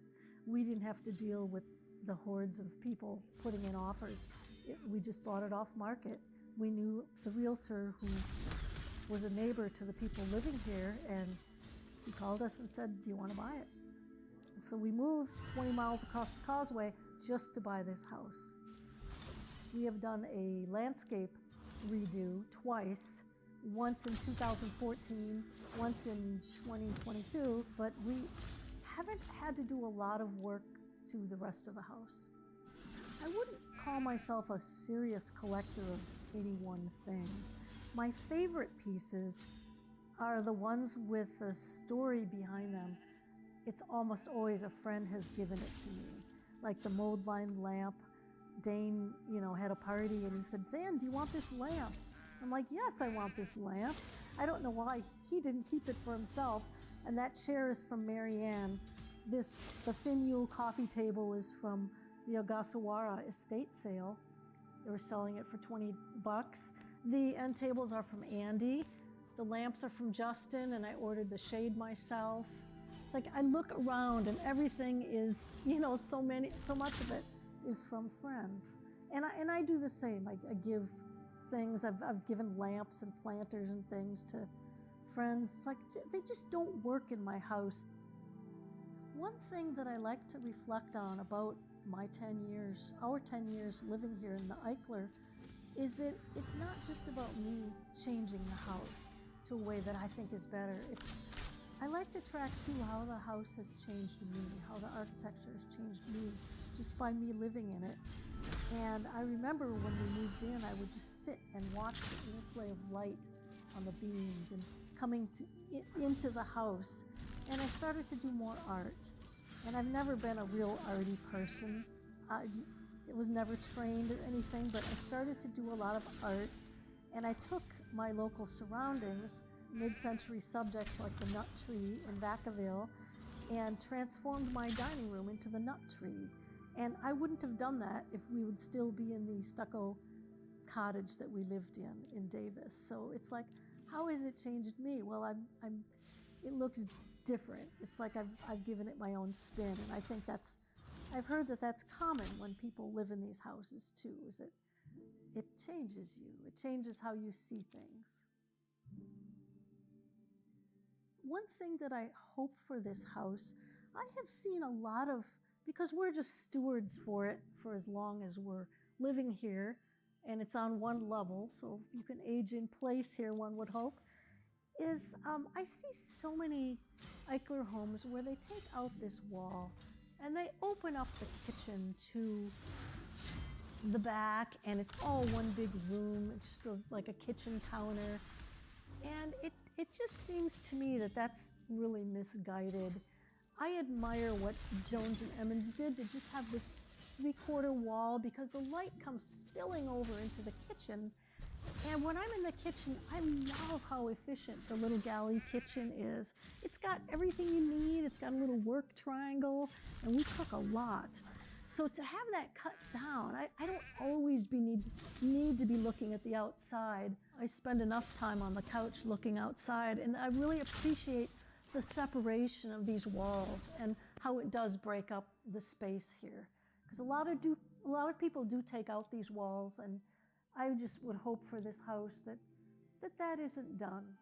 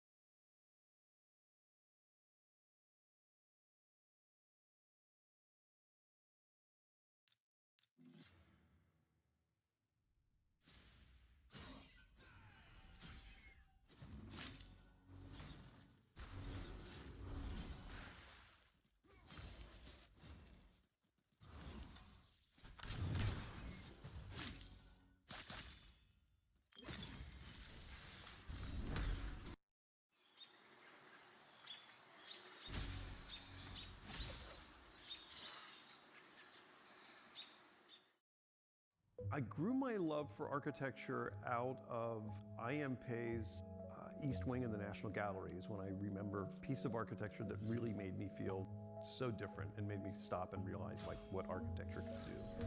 That was the first piece of architecture that I really remember as changing or making me pursue that experience again. The original clients, Dr. George and Millie Ablin, were from the Midwest, and they moved to Bakersfield in the late 50s.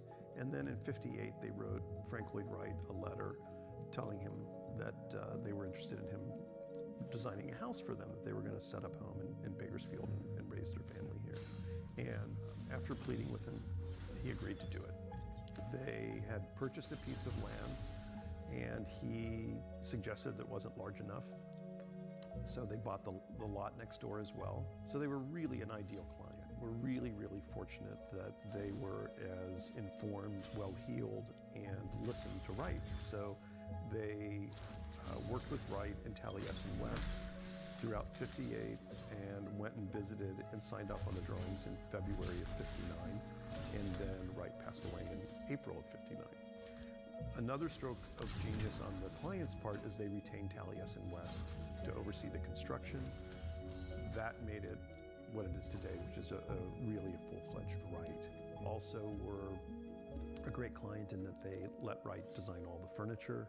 Most of the furniture was built in 61 when the house was completed. The furniture here in the living room, they had run out of money when the house was built in 61. But again, in a testament to their passion for Wright and for the home, in 1992, when they had funds, they went back to Taliesin and said, we'd like to have that living room furniture built. And so we're the beneficiaries of them doing that. 30 years after they had the home built, they had the furniture built, and Taliesin still had the drawings and everything, so it's great. Historically now, sitting in 2020, one of the things that's really unique about the home is it's one owner. So, and it's not only just one family. It's not one family. It was only the mother and the father, and they raised their children, and they're the only people that ever lived here. So it wasn't passed down. It was passed down to the children, but there were 7 children that were raised in the home. There was some circumstance that prevented one of the children from buying it, even though they were really enthusiastic about it, so they put it on the market. So in fact, other than the original family, no one's lived here. And I think that makes it a very unique thing. The owner purchased the home initially with the intent of spending time here, having it as a weekend home. He lives in the Los Angeles area and had a deep love for Wright, has a deep passion for architecture. He's very adamant that the house remains preserved. He's working to create a foundation to keep the house totally unaltered and make it available as a resource for the community and for, California at large as an unaltered Frank Lloyd Wright property. The house, while it is very well documented from a Taliesin perspective, and from the owner have all the original documents and that sort of thing, it hasn't been published a lot like the Los Angeles homes. I think part of that is due to the fact that it's in Bakersfield, and people don't think of Wright and Bakersfield necessarily. They don't think of architecture in Bakersfield, and it's a private home, so it hasn't really been open. Although the original clients used it for a lot of fundraisers for the Art Museum in Bakersfield, for Cal State Bakersfield, for Bakersfield College. They were very philanthropic, very involved with the community, and the current owner wants to keep that spirit going as well. But historically, it hasn't been photographed and published a lot. What sometimes gets lost in these conversations about great architects are the great clients. And this is truly a case where Wright had a really good client who had the means, who had the education, who had the understanding that Wright was a master and that they were going to be working with him, but they were going to listen to him. And they did. And we're really fortunate to have had a client like that in Bakersfield, to have executed a project all the way through that's right, maintained it that way. Again, we're fortunate not only that we have the right client in the beginning, but we have the right steward now who had the means, had the intelligence had the concern to maintain it and keep it original. And my conversation with him was about the future of the house was, it only takes one bad owner to destroy it. The future of the home is really bright. We have a really great benefactor in the current owner who wants to see it placed in a foundation. So I'm working in conjunction with them to create a foundation that will even accelerate or maybe publicize the house even better and in a more concrete fashion. I'm working with an educational consultant to create curriculum for high school kids to be able to come through the house in a more meaningful way, and then reach out to Bakersfield College, which has an architectural program, with Cal State Bakersfield, which has a fine arts department, an art history department. Again, keep the house alive in the intent and in the spirit of the original client and the current owner. So maybe even elevate the image of Bakersfield just a little bit.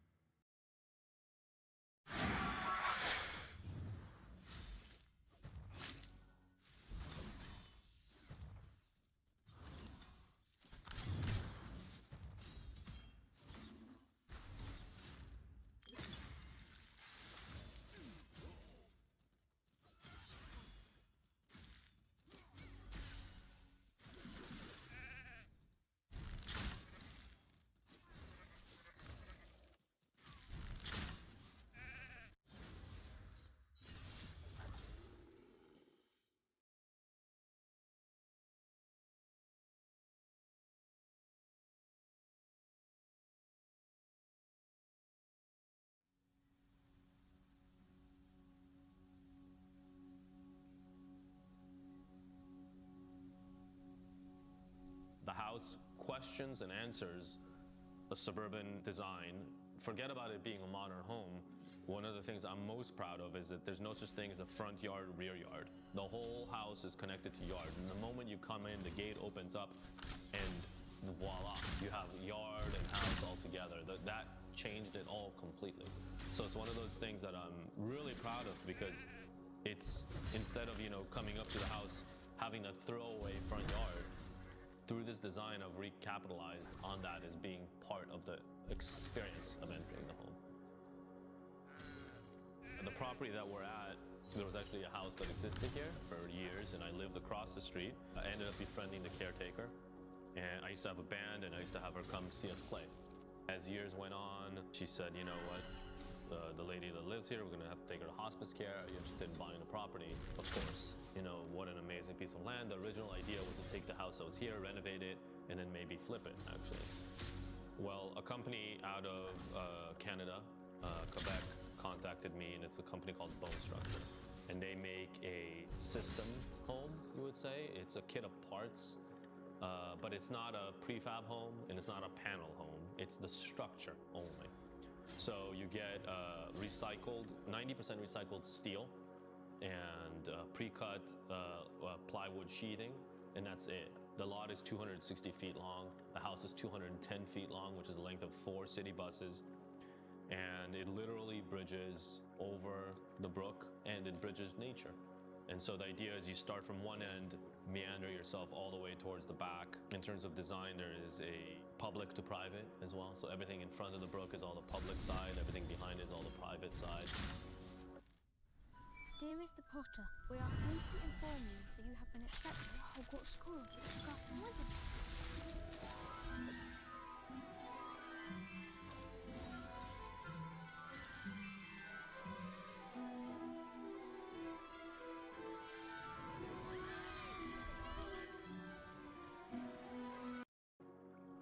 This process to build this was really grueling, really difficult. So it's about a 5,000 square foot build. Typically on a flat lot, it would take me about 18 months to get something this built. This was really difficult because we had the brook in the middle. You have to build from the back forward. You have to do things out of sequence. Typically, you could build a house and then go around it like a donut. Here, we had to go from back to front. This took 3 years to build. So design was probably, and permitting, about 6 months. And again, we almost didn't even get the permits. So it was really, really difficult. This house, it is an engineering marvel, okay? So it has every type of building foundation you can have. The bridge itself, the bridge span is 65 feet using 2 steel beams that are the same as what is used for highways. The house itself is engineered, as I mentioned, out of all steel, 90% recycled steel.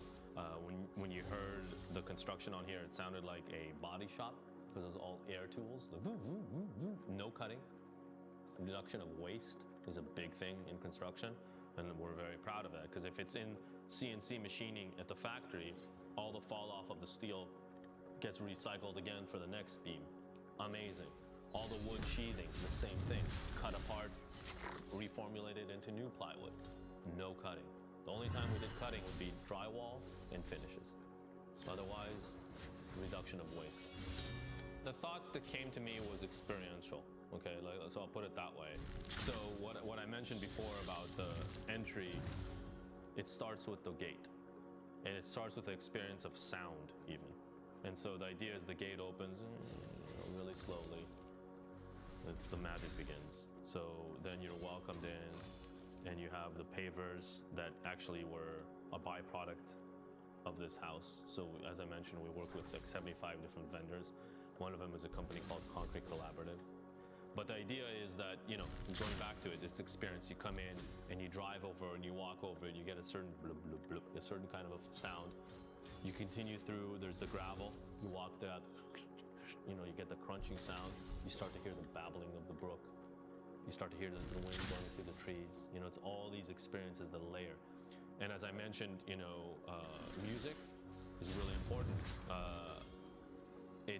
If you had to put a soundtrack to it, you would have like the big drums, boom, boom, boom, the big sound, and that's the amount of energy that's being pulled into the human. You know, as you're taking it all in, it's a sensory kind of overload. Nature, man-made, all of it coming together, almost like staccato. It changes your rhythm. You're slowing down as you're going into the private sector of the house. But the beauty of that is once you're at the other end and you're looking back, because of the angle and the spacing that we've crafted, you actually will get full privacy. You won't see your neighbor, and your neighbor won't see you, and you have all the light you could ever want. Again, it's passive. The house is working for you, you're not working for the house. The big challenge of design, or, you know, that came from within me was, how do you create so much variety and so much pull and interest in space within 20 feet by 10 feet per 210 feet? Right? Without creating drama by, I'm gonna make this wall angled, I'm gonna put this, it's constraint, and that's it. And it doesn't rely on the materials.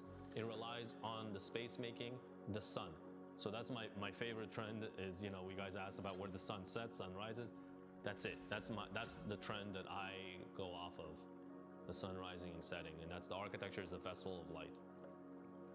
It recently got a historic landmark plaque, which is unheard of for a modern home. And a modern home it's built in 2019 and I should add in a community that's almost, you know, against modernism. It's all about historic preservation, and yet we're getting one of these plaques from the historic preservation, which is to me just a testament to the fact that you can create timeless design that connects to the neighborhood without disrupting the neighborhood, and in a way gives back to the neighborhood. So now we've defined Brookside, and this is the first kind of home that says that. I'm here, I'm at Brookside, and this is Bridge House. I take ownership of this home in that regard. Like that I am here as a steward of history and to welcome people in. Welcome people like you in, and I want to share the story. So I do that often. So it's not my home completely, right? It's always open in that sense. And so it takes a different place, and people ask me like, how are you willing to do that? Because I signed up for that from day one. And so it's a unique home, and it suits me now. Fluidity is really important. And the one thing, I guess, adding to it is working with any client. When we do a home for them, what I try to really enforce and tell them is, you're going to have uncomfortable moments. We can design the best thing for you, but there's always something that, you know, requires some motion, you know, some adjustment, because it's different. We're not going to design what you had before. I consider myself quite lucky, you know, very, very fortunate to be here and to be a steward for carrying this to the next generations.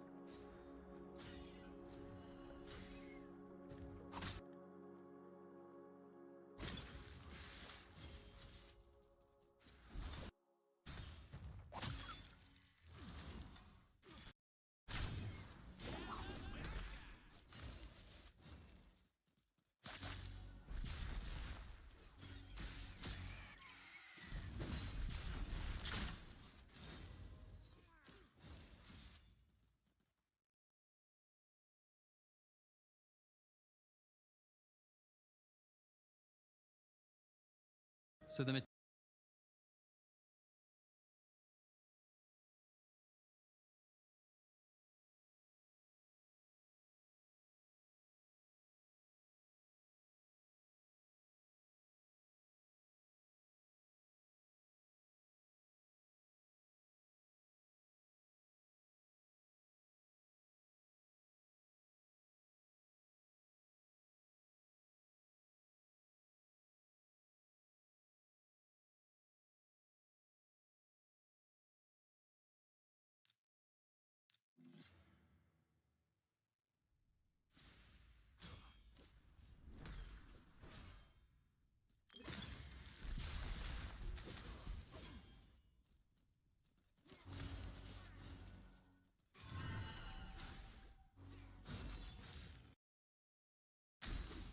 It takes 90 seconds.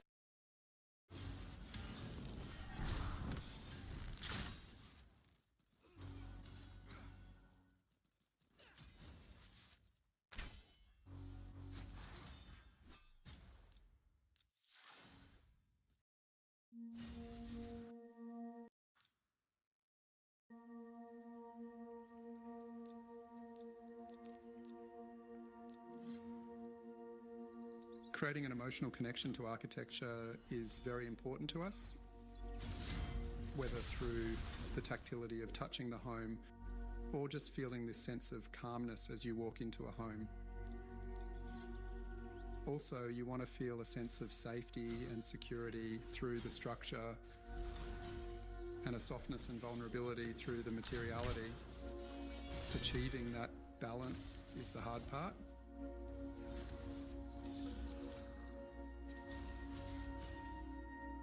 My name's Thomas Martin. I'm the director at Rama Architects, and my role in this project was the lead architect of the design team.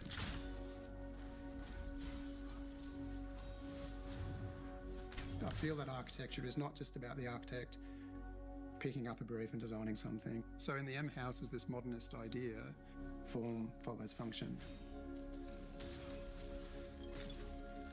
It needs to be functional first. We need to make sure the layout of the building is working.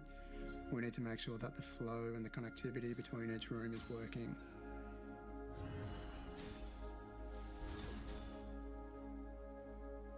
Clairville is located on the northern end of the Northern Beaches in the Pittwater area.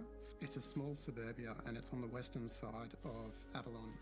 The foreshore is the Pittwater Waterway, and it's home to many yachts, many boats, lots of water activity. And further west, when we look towards the sunset, we have the Ku-ring-gai National Park. Our clients came to us with this idea of a Brazilian modernist styled home. We were drawn to this style of architecture because there is similarities between Brazilian climate and our Sydney climate. So what that meant was it was about creating this transparency and this connection to the waterway, and also emphasis on privacy and this idea of a sanctuary. The plants and trees immediately engulf you as you come down the driveway. And then to the left, you notice a small entrance to a passageway that begins the journey into the house. As you walk through the entry, you're greeted with this large double-height void space. To the right of the stairs is a courtyard space that opens up. It lets in this beautiful filtered light of the canopy. You're in an indoor space, but you're literally walking past plants that are at your shoulder. As you walk down a couple of steps, you then walk into the dining area that is connected to the courtyard and onto the kitchen and large open plan living area. The intent for the living was to create a sunken lounge, not only to bring it back to that idea of the Brazilian modernist styled architecture, but to ensure that you're not having couches or furniture or anything that's distracting from that view beyond. As you step outside, we have the beautiful terrace that is west facing, and it's got a big deep eave over that space. The stair itself is quite shallow, so we have a really wide tread, but quite a short riser. We've specifically made it a void so that we're really maximising that sunlight coming through from that northern aspect. We have the bridge that connects the adult and the kids portion of the homes. And as you walk through a hidden door, you're walking past a walk-in robe, and then you're greeted with the master bedroom that looks out over these planter boxes and beyond into Pittwater. For the master ensuite, we've implemented Marrakesh render into this space. And the idea of the Marrakesh render was to create almost a softness and a sense of tranquility in this ensuite. The pivot windows themselves, they can be cracked from 100mm to completely 90 degrees, which is quite beautiful, and capture that breeze that comes through from the west. Privacy was a big part to the client's brief. We created this through almost a dominant, brutal front facade, where we have the garage door that is seamless with the front cladding. And then it's this idea of the greenery that is just engulfing the building, not only coming from the sides of the building and up over the side boundary lines, but it's also the idea that it's sprawling over the top of the building as well. We decided to lean away from your traditional balustrade being a glass balustrade. So we've got concrete planter boxes that are set back from the eave edge. And the idea was that this planting, being small natives, would be able to sprawl over the eave edge and also come back to that idea of tranquility and letting the planting engulf the architecture. The choice of landscaping was curated by the landscape architect. It's a really rich green. It's not your kind of light greens or more of your browns that we see in more native Australian planting. For the M house particularly, we needed to have this emphasis on durability, so we focused on this idea of concrete. We've also introduced the sandstone, which acts as almost like anchors, which are the columns and the blade walls of the home. And that's been softened through the tallow woods and the timbers, both internal and external. For me, creating this connection between masculine and feminine materials is just so important to architecture and design in general. You can have a brutalist or a minimalist styled home, but I think it's important to contrast that with delicate styling, even if it's just through planting, through an artwork on the wall, whatever it might be. And what that does, it creates this juxtaposition of being safe, but also being vulnerable, in a sense, in the home.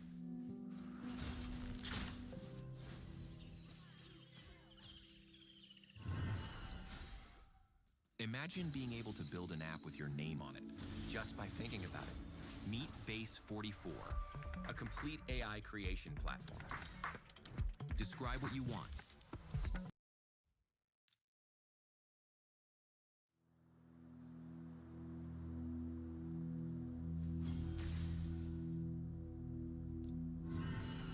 My favorite architectural scene in all movies is when Dorothy opens the door, and outside the door it's color from black and white.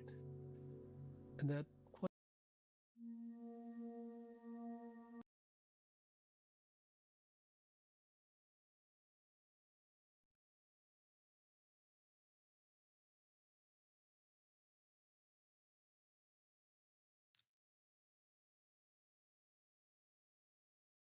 This, the local project video, is sponsored by Autodesk. Head to the link in the video description to receive a 30-day free trial with their computer-aided design software, AutoCAD.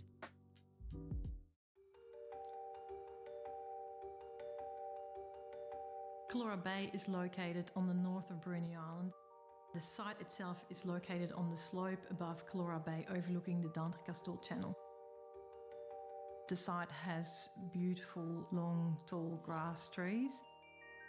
We fell in love with the bush, and I think for us it was always about the forest.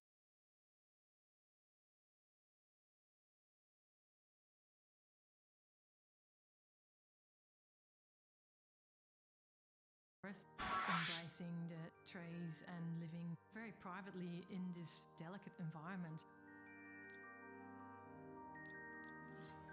It's a very special place. It's like you leave your normal life behind, and wherever you go, everything is just wild and still untouched.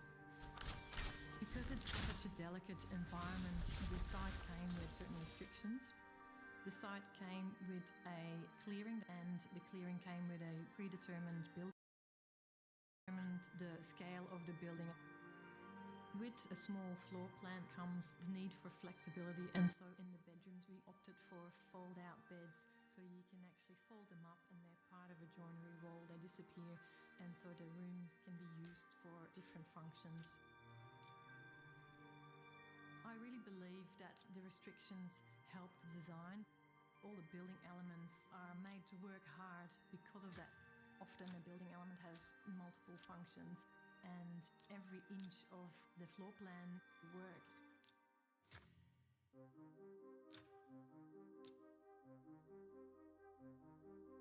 As you approach, you get welcomed in this external courtyard, which invites you in. You are immediately greeted into this beautiful foyer. As you go around the corner, you enter the social space with high ceilings give it that more generous feel. The light in the shack is actually one of my favourite things.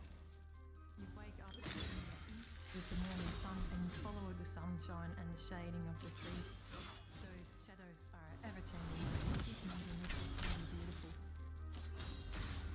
We opted for frameless skylights in the wet area. The skylights catch your eye up to the canopy above, and it feels like you're having a shower outdoors, which is amazing.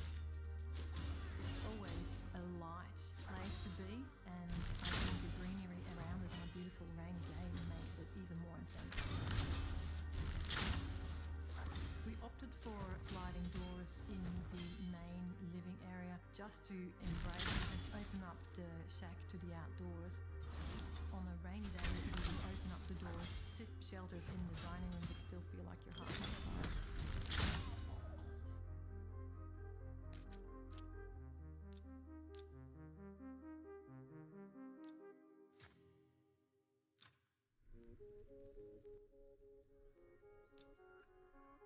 The material palette we kept really simple.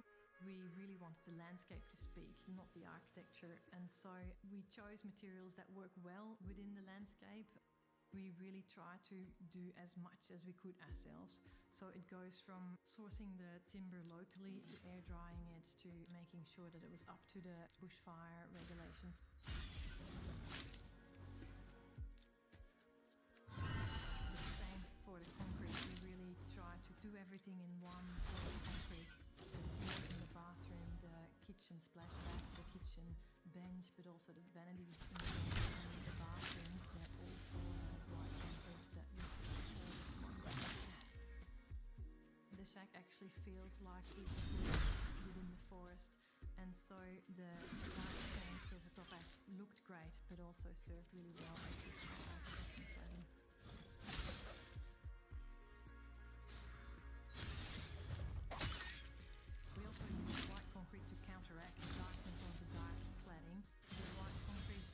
Quite a raw finish, and so it's very earthy. I think when it came to materials, we really wanted to make those subtle decisions with soft pastel colors, dark timber tones. Everything was inspired by the landscape around it. My favorite part of the house is definitely the feeling that when you're here, you are connected with nature.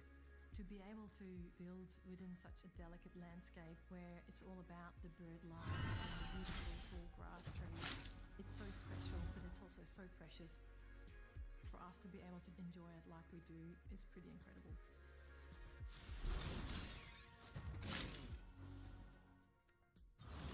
local project video is sponsored by AutoCAD. Their leading program, AutoCAD, is a computer-aided design software that architects, engineers and construction professionals rely on to create precise 2D and 3D drawings.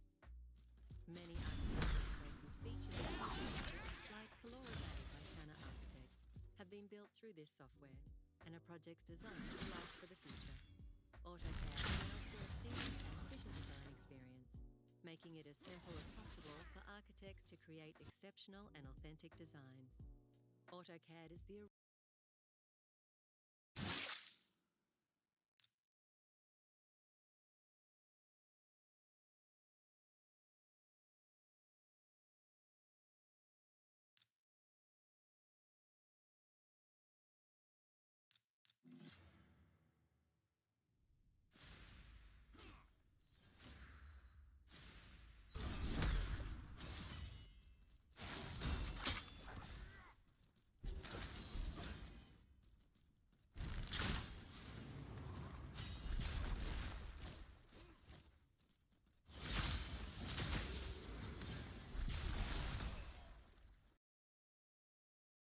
Hey, I'm Adam.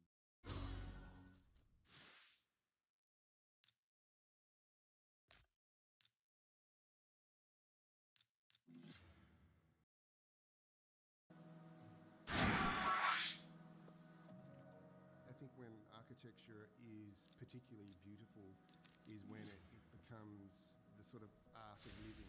Like it is the perfect rendering of a particular lifestyle in a place for it. My name is Thomas Barry, Director and Lead Architect of Room 11 Architects, and this is the Glass House Pavilion.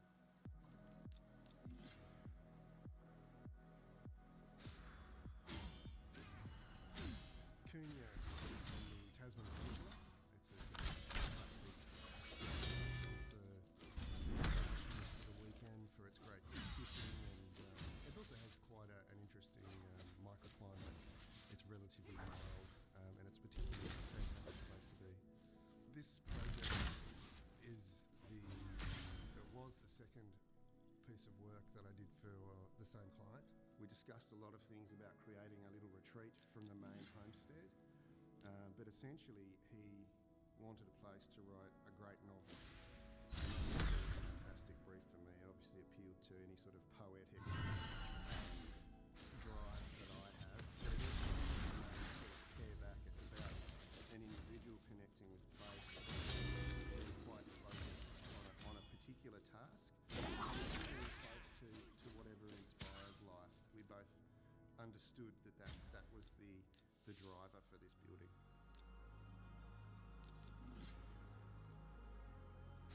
The building is essentially the finest building that we can have in the company. Glass is a wonderful material that we can be in the sun and out of the wind. The changing of the day basically colours the experience within the interior. So the building is designed to be a vessel for light. It is filled with light. If the day is beautiful, the house is beautiful. If the day is a bit moody, the house is a little bit moody. There's quite a bit of concrete here as well, which is a key part of the thermal performance. Then we've offset that with timber. I think the classics are a combination of timber, glass and concrete. They are the tools of architects.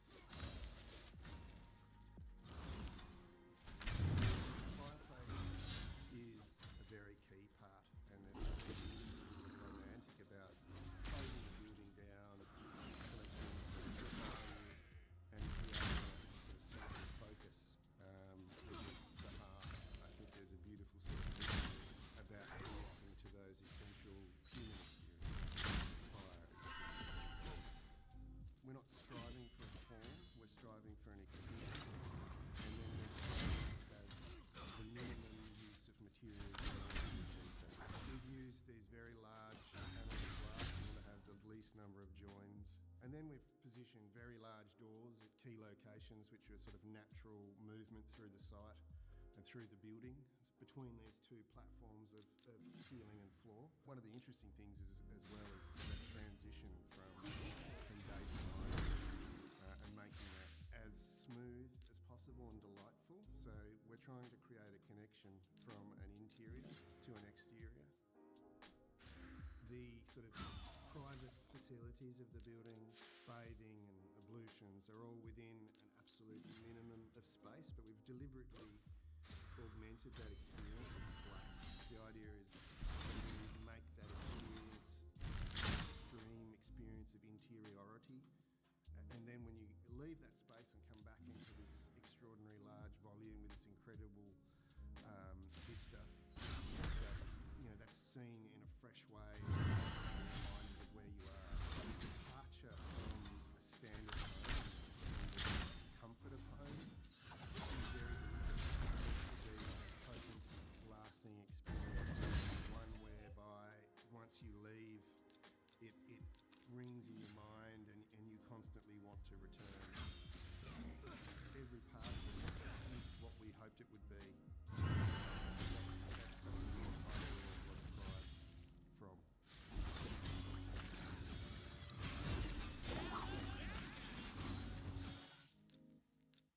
Published 3 times a year, the local project hard copy publication contains over 350 pages of curated insight into the latest architecture and design across Australia and New Zealand.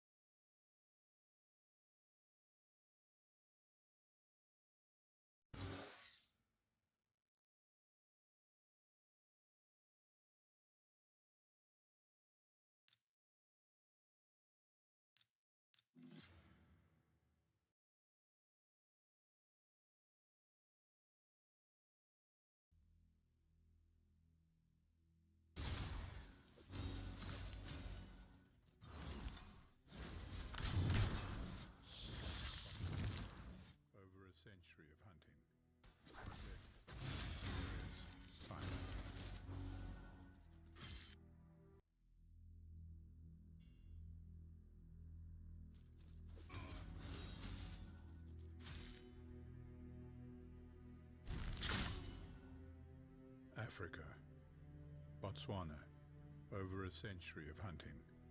has left some areas silent.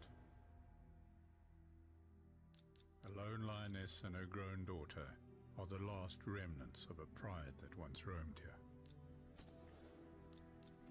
By the mid-2000s, this paradise could have been lost in the mists of time. A footnote in the tales of places where the big cats once ruled.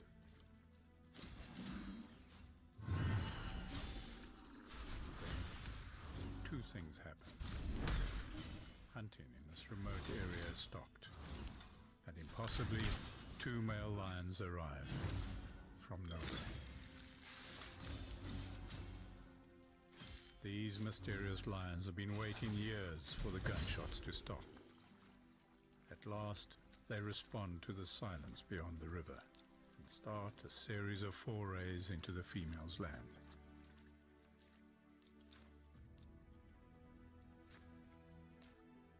Today is their day, and this is the moment of hope for the lions in this paradise.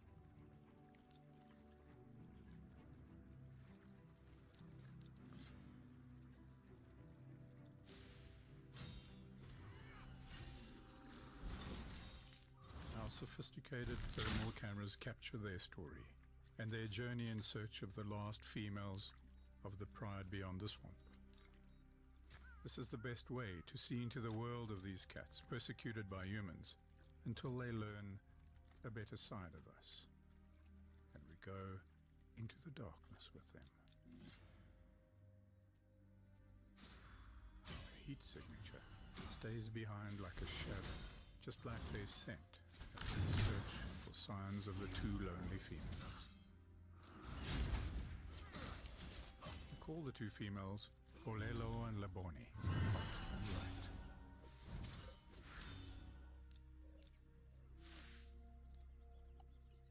Polelo's eyes, as you will see in the daylight, are hot, dark red. Her father was shot before she was even born.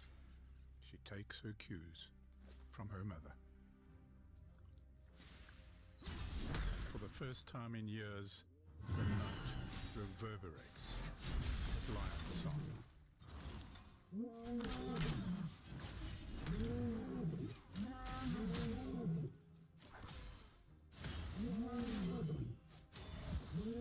This beautiful harmony will signal the end of an era, a new story of hope, and the birth of a pride.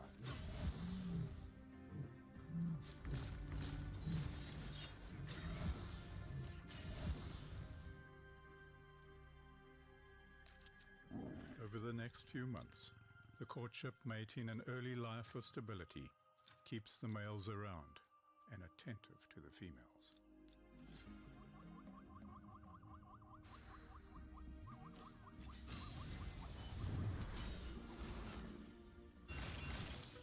With the silencing of the guns, other survivors start arriving at the waters of the Cylinder Spillway in northern Botswana.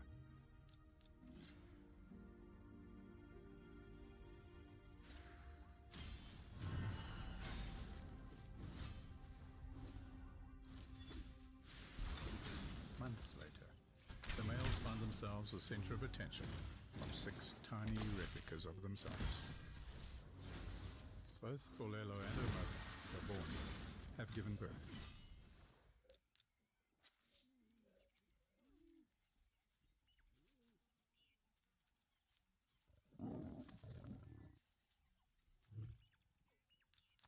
Most females have to work hard to convince males that the cubs are theirs. Not here. There are no competing males.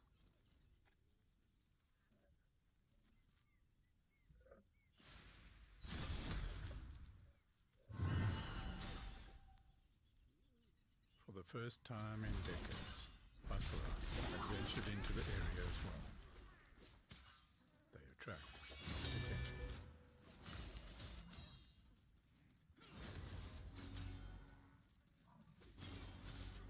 It's new, daunting prey for the 2 females.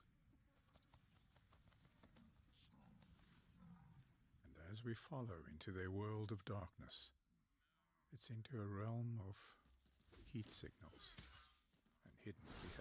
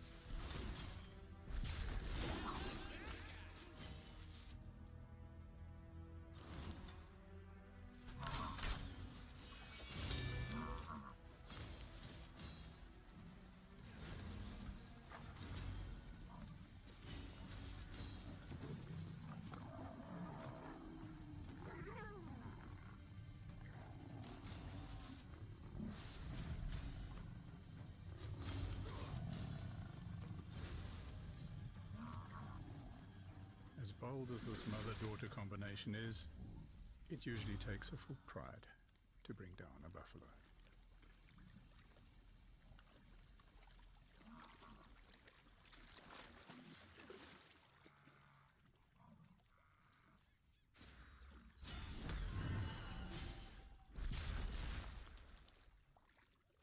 For Hello's warm eyes hint at its hunger.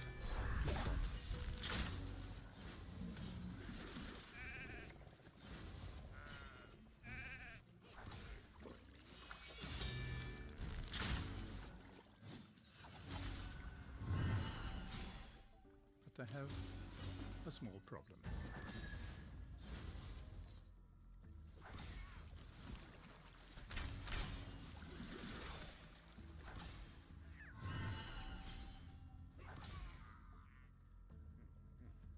One little male cub barely notices, as if he's already made up his mind what to do today. The lionesses have an additional imperative, though. They know they drew first blood last night, and the buffalo is weakening. But with each passing hour, the blood trail becomes someone else's to follow. So close, and yet so far. Caught between multiple difficult choices, the two females take the leap. The choice they must make is whether to leave the cubs, hunt and then return, or take them across first.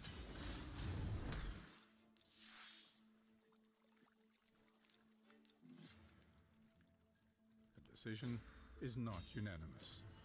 The cubs' instinct is to follow their mothers. But all it takes is one voice of dissension to unravel a perfectly good plan.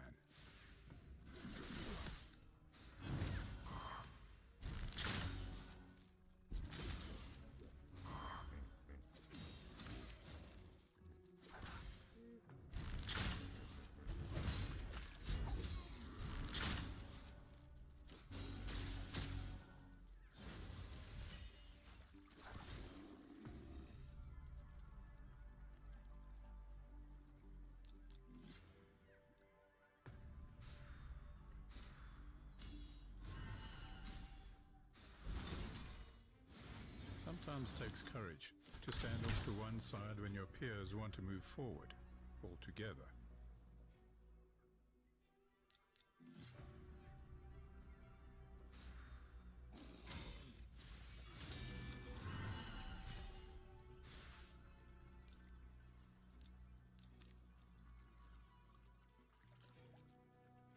The mothers are losing control.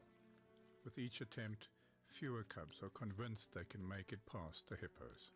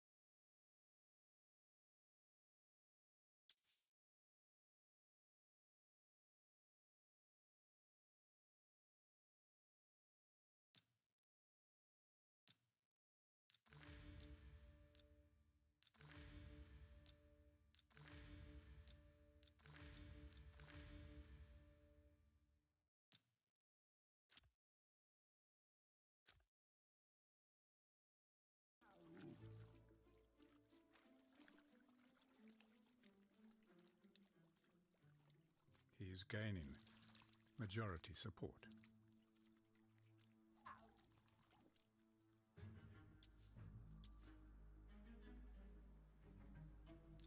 But until they can persuade the last male cub, this party is going nowhere. It's been 2 hours. 4 cubs are finally convinced.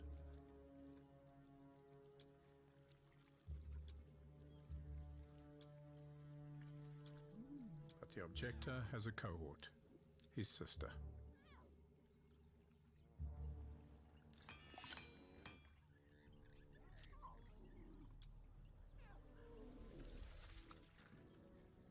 The females decide to go all the way. As they cross the halfway mark, skirting the hippos, everything seems to be going according to plan.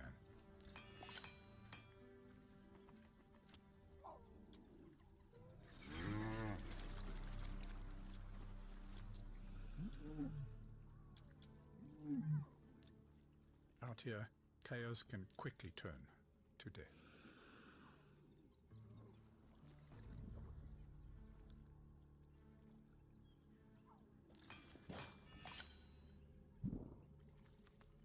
Every time a cat is in the water, it's at high risk and extremely anxious.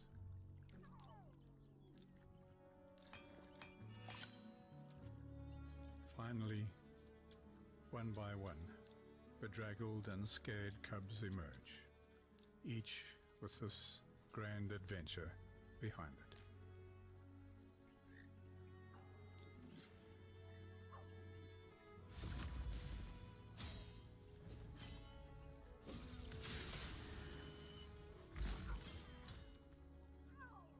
Most of them, at least. 2 never even tried. It's a bad time to try now. The crocodile has moved into position. Even on the bank, the cubs are atop.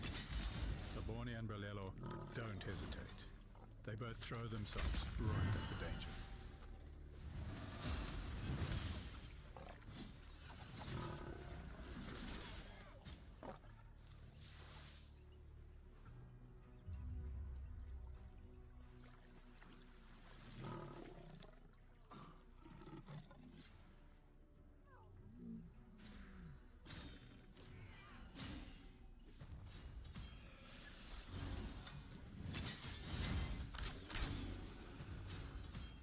The incident triggers that maternal instinct once again.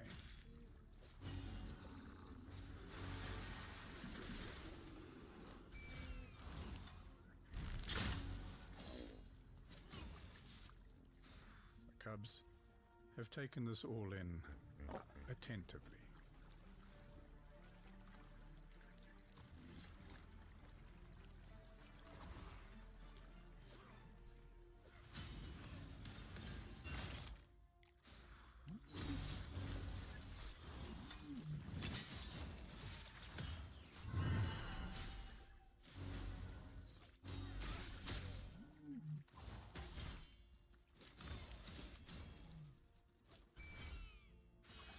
Neither mother has had much experience at this. They're confused, stressed, and anxious. With the water churned up, even more crocodiles and hippos have been attracted.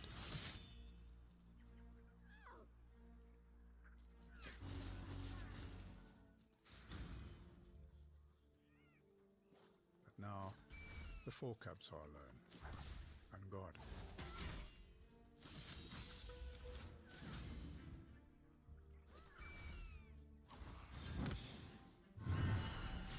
The females are learning that they just can't keep everyone happy.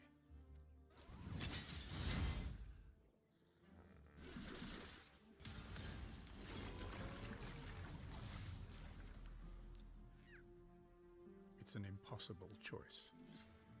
You can drag a cub to water, but you can't make it swim. Ultimately, the loudest voices attract their attention, and once again, the females swim the gauntlet. Every move is watched. Monsters emerge from the deep.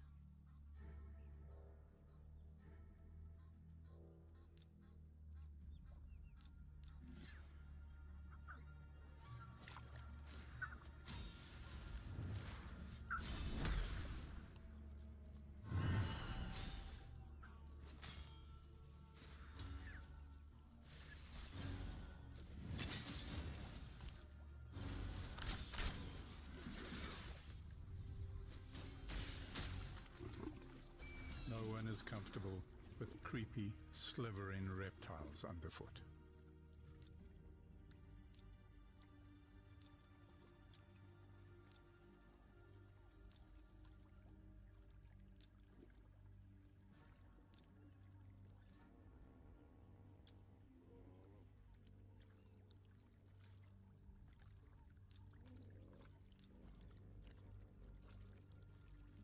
The two females have chosen. We don't know if lions can do the calculations, but today they know where they must be.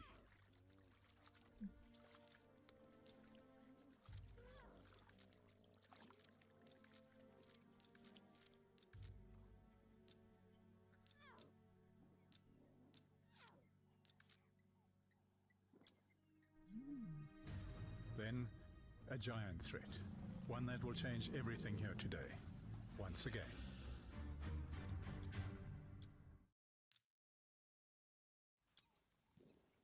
Elephants, on the exact path to them.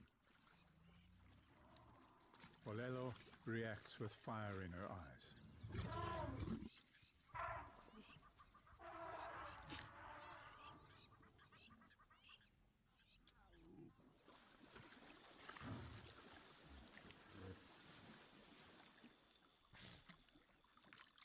Crossing is busy today. A bad time and a bad place to be having a family crisis.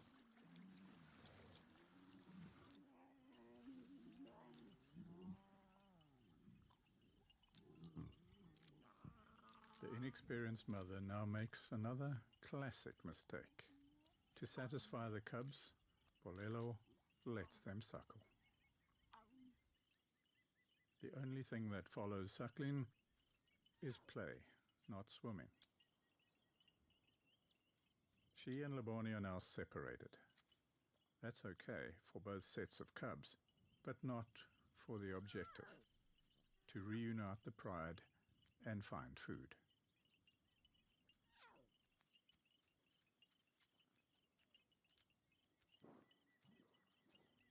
One more chance. But they won't follow her. Each crossing and its troubles reinforces the idea that this side is the safest place to be.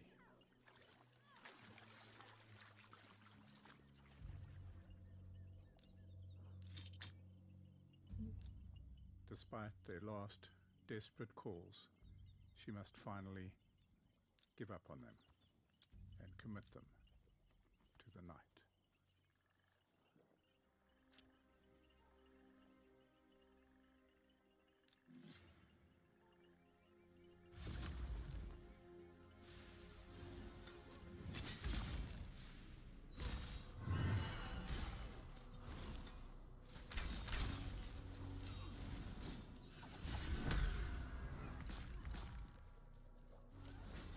Cameras are now used as silent witnesses to their night of terror.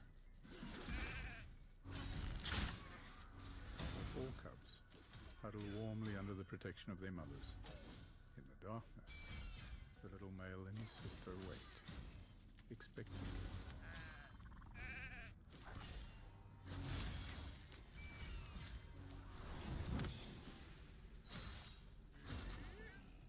If you are this vulnerable, someone will be hunting you down.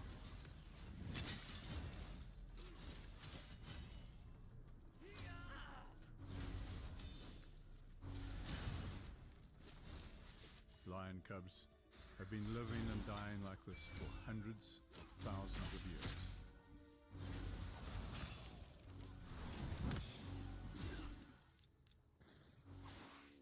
At dawn, the two devoted mothers make one last check.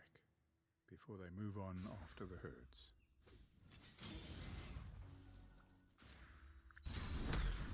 There is a blanket, thick silence over the river today.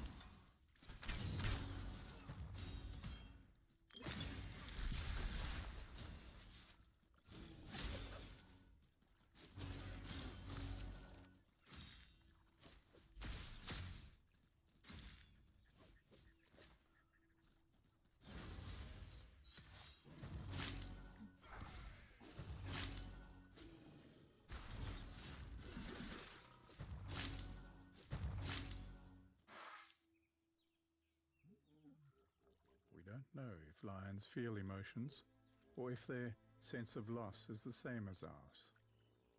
If they do feel something.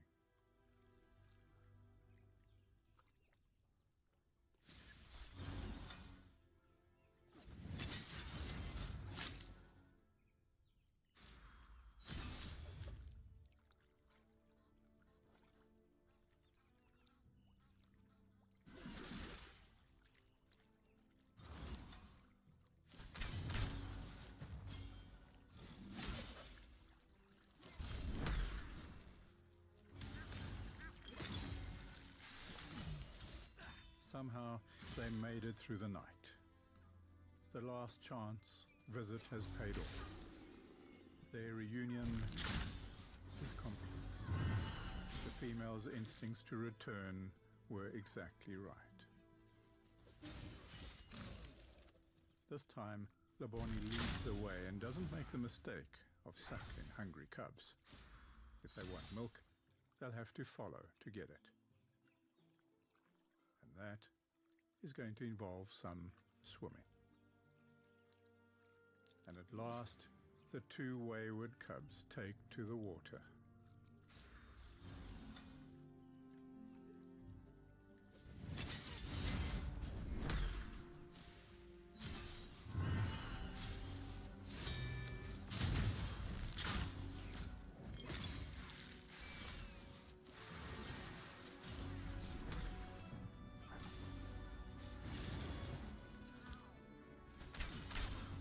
Pride is finally, joyfully reunited.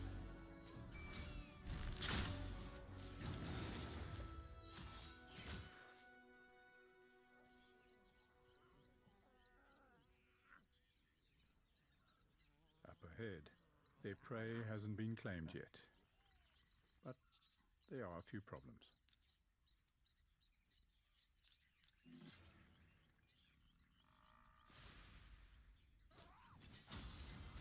First, they have to cross more water. This time, the little male leads the way. Now, the two females seem reluctant to immediately leave the cubs behind again. The fledgling pride goes on the hunt, all together. It's unusual and dangerous.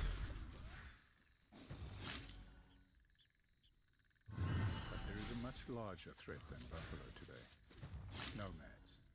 Wanderers that follow the herds, preying on enemies.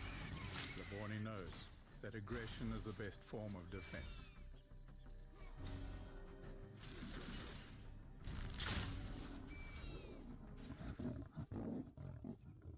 It is quick and decisive.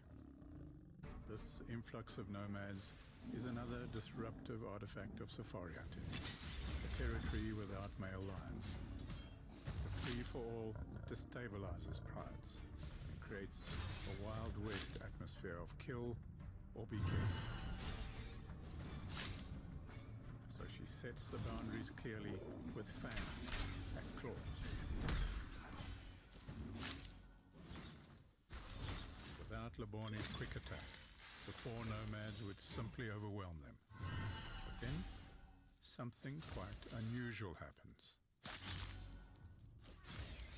A temporary truce, and they all turn their attention to the buffalo.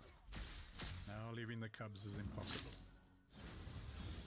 The blood of her rivals on her, Laboni blocks the nomads and leads the hunt, while Bolelo keeps the cubs at her feet.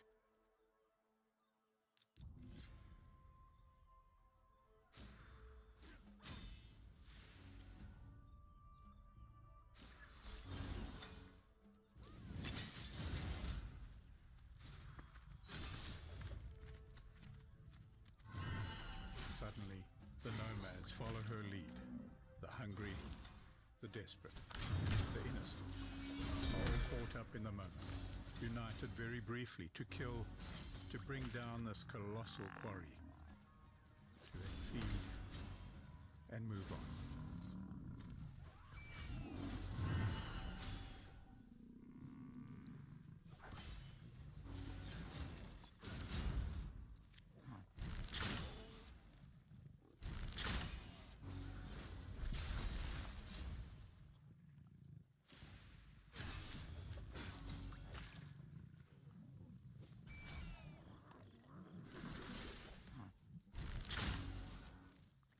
Their first river crossing, first encounter with wild, unknown lions, and their first buffalo kill in just a few days.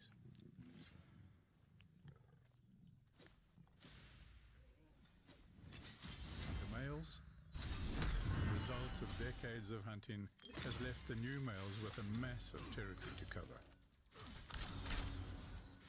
When they do return periodically, it's an event in the cubs' lives.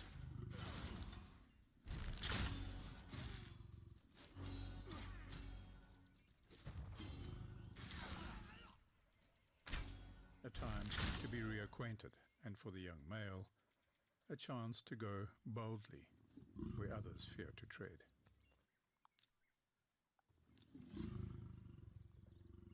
It has consequences. The slightest wrong reaction could cause the massive killer standing over him to snap out of being a tolerant father in an instant. It takes a certain strength of character to go up against a male lion over 5 times your size, but cubs have the ability to disarm aggression with sheer cuteness.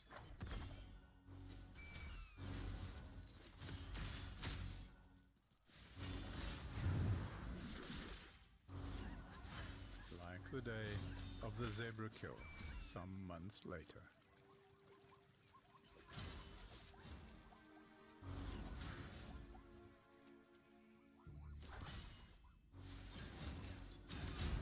Just after the kill, he spots his usual challenge.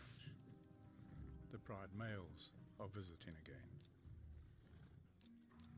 Their regal position prevents them from getting down and muddy. The cub is just the opposite. He is determined to leave his mark on these males.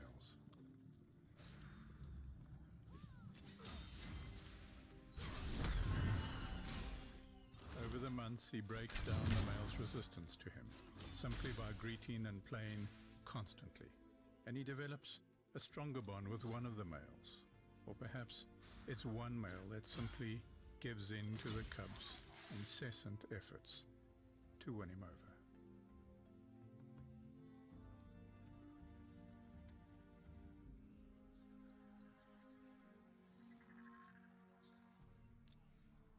As the prey base steadily increases here, and the females go off hunting, it is the male cub's bond with his brothers that will better serve him. He needs to develop a relationship like the 2 pride males to fight off the competition to come. It is vital to the pride.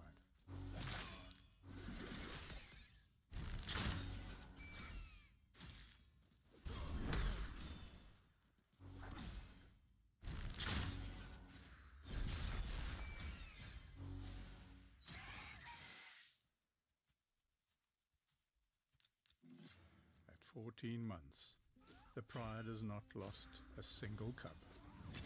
Now, each day is about learning and bonding, lessons that will strengthen them as a functioning pride. And each afternoon, Laboni and Bolelo take them off into the fields of prey to practice.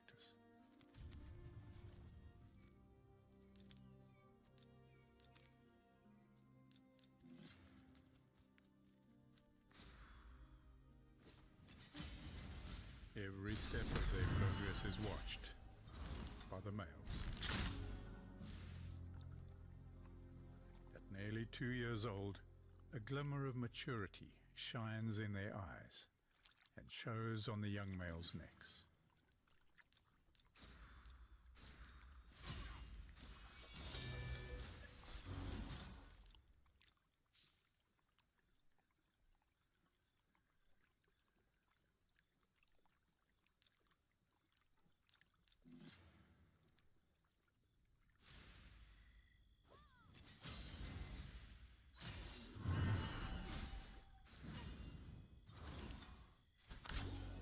Again, when Laboni and Bolelo take the teenagers out to hunt, our thermal cameras reveal just how different the male cub and his brothers perform.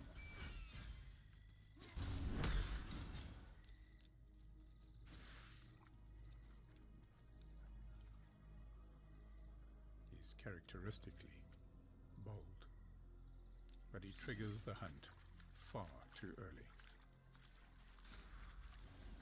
It's less of an issue for him, more an optional extra.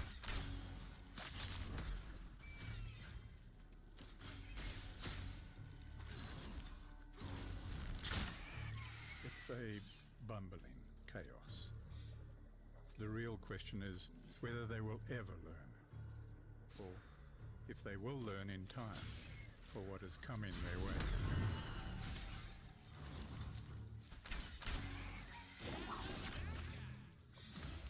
Young Pride is in an intensive phase of learning how to hunt, but it just isn't working. Now their time as cubs, the free ride phase of their lives, is running out.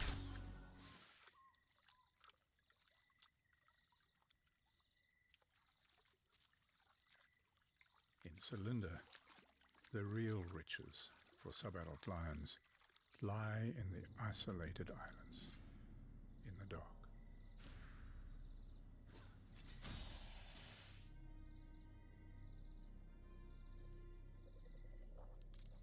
These are 1.5-ton beasts of violent aggression.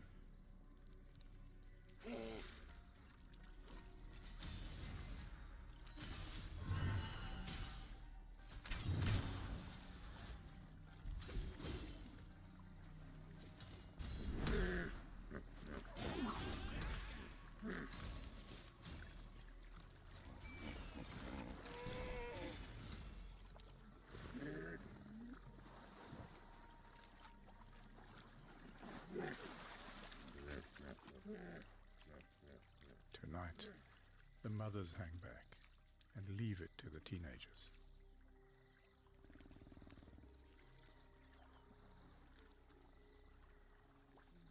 The young male and his siblings are better at this kind of hunting. It's less formal, more a game of make it up as you go along.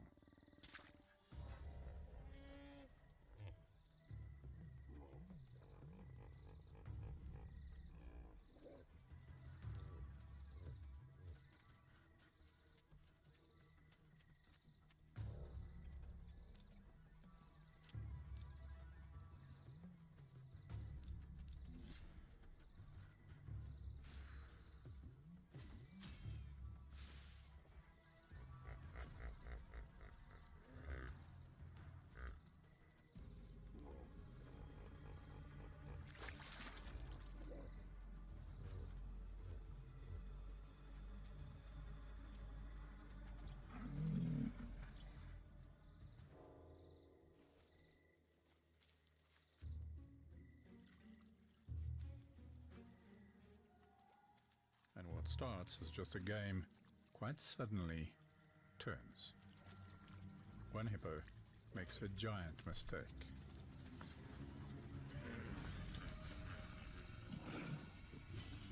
They pull off the impossible, a momentous kill for them. Tonight they conquered their fears and opened the window of knowledge. They realize they can kill hippos.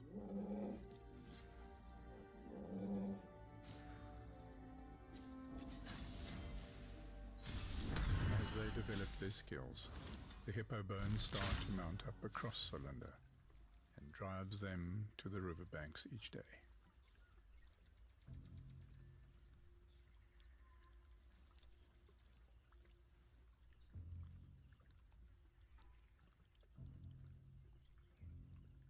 This pride has never quite adapted to these crossings.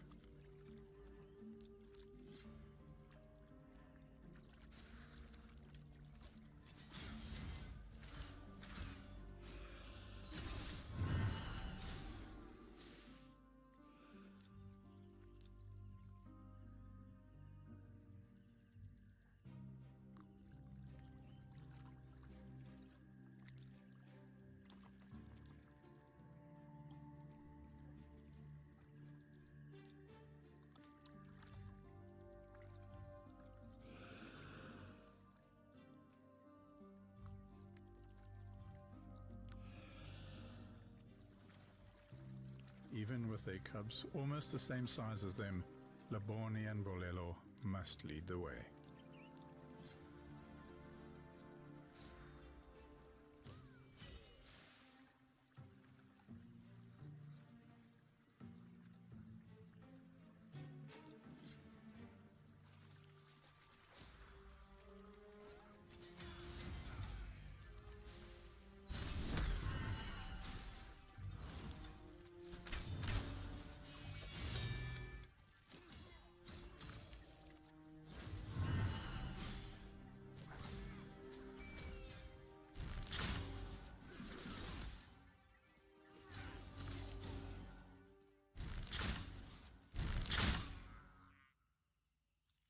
Like most teenagers, they burn off energy fast. Playing, pretending to be hunters, refining the kill, with sharp claws safely sheathed. Those will come out tonight.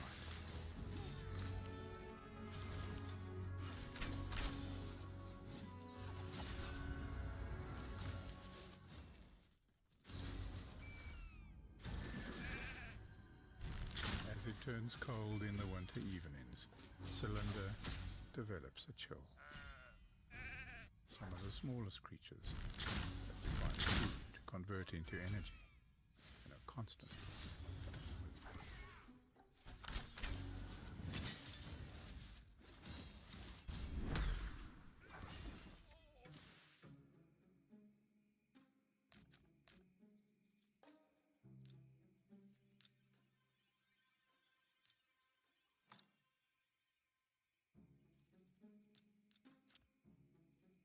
Not the lions. They huddle up and sleep it off, totally oblivious to the things that go bump in the night. Nothing wakes them, even the pitter-patter of rodent feet past their noses.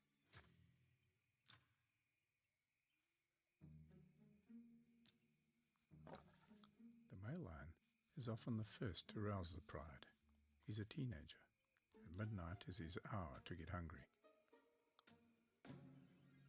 He senses he may just have stepped on something.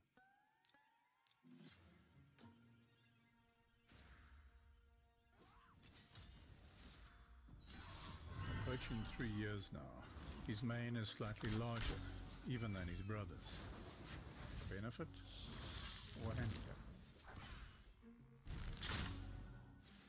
Tonight, his ambition has got him into a difficult situation. He's going to need rescuing again.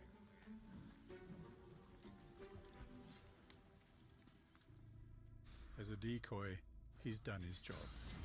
Using hippo hunting skills, they isolate a large old buffalo, and within moments, the rest of the pride are on the bull. The bellows cut through the night and send a signal to the resident males. It's an instant reaction.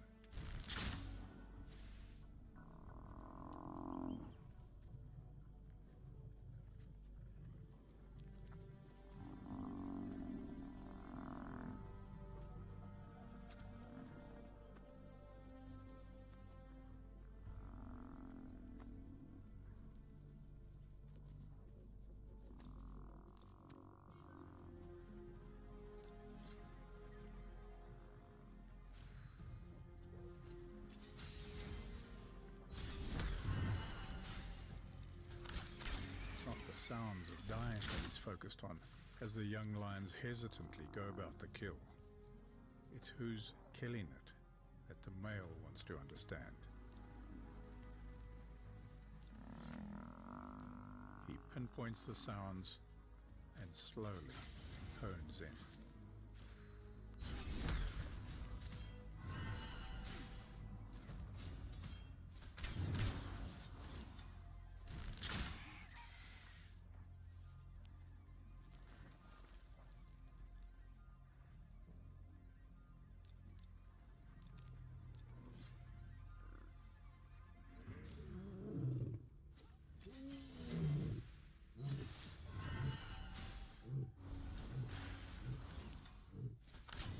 First time, the young male and his siblings don't rush to greet their fathers.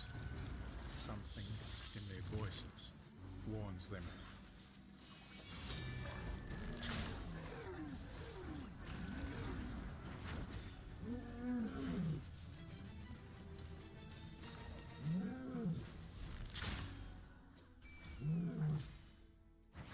Laborni and Bolelo can only listen to the fights in the darkness for days and months, and seem to know that there's nothing they can do to alter the outcome.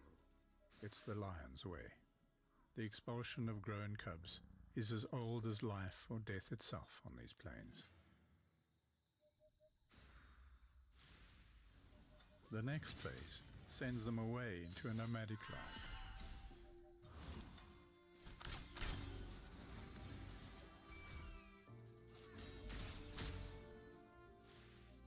In Cylinder, the sins of the past trophy hunting era have been turned back.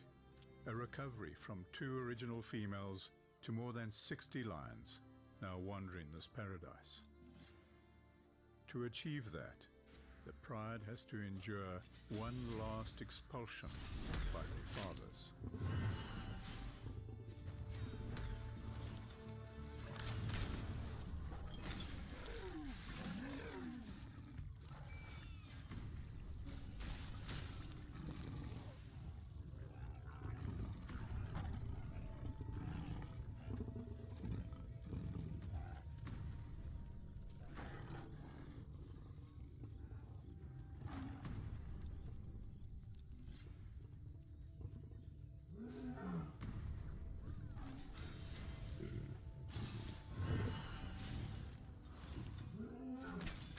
This violent end to youth is actually the real birth of a pride, the natural order restored, a testament to what can happen when we do silence the guns.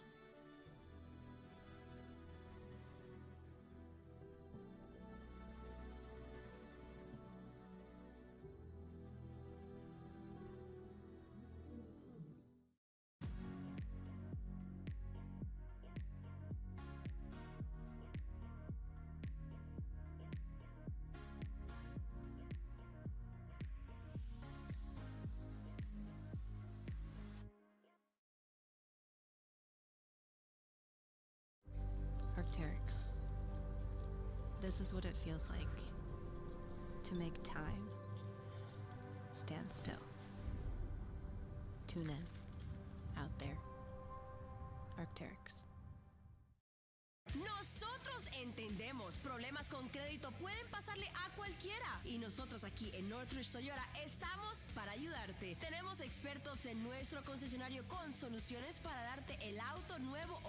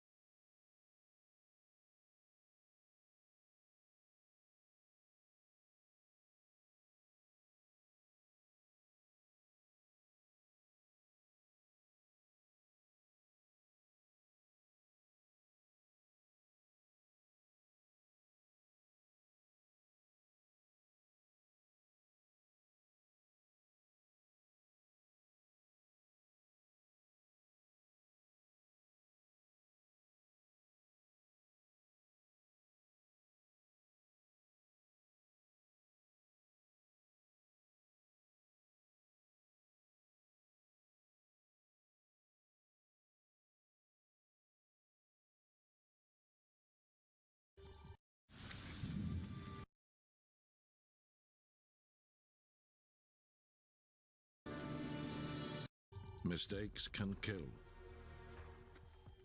But Sakakama believes he's on the right track.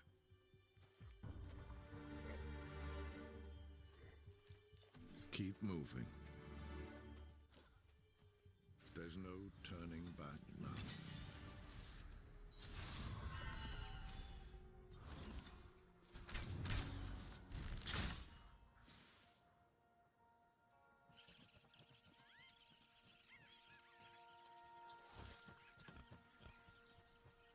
The pack of 20 holds the last remaining waterhole in the north.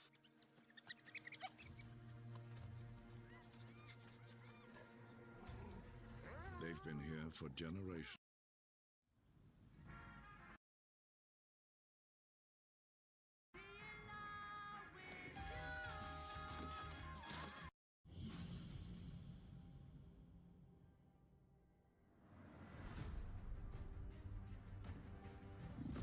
The Northern Queens seek vengeance. But their enemies are already at the gate. The pack of 20 will not back down. Intruders turn their Eden into dust. Sakakama invades foreign lands as fractures grow within his own family. All will fight, but only one will rule.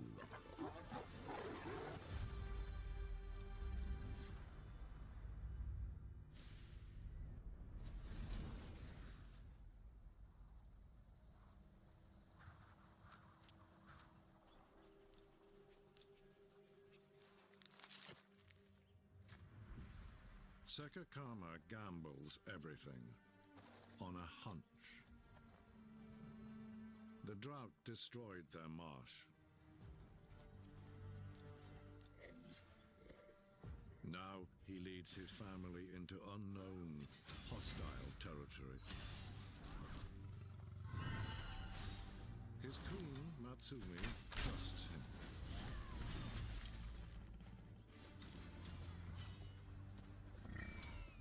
But he'd better be right.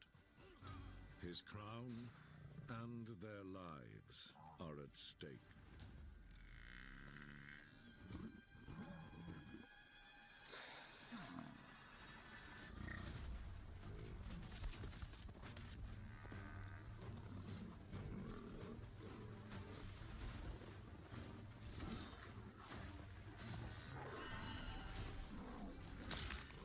This is nothing like home.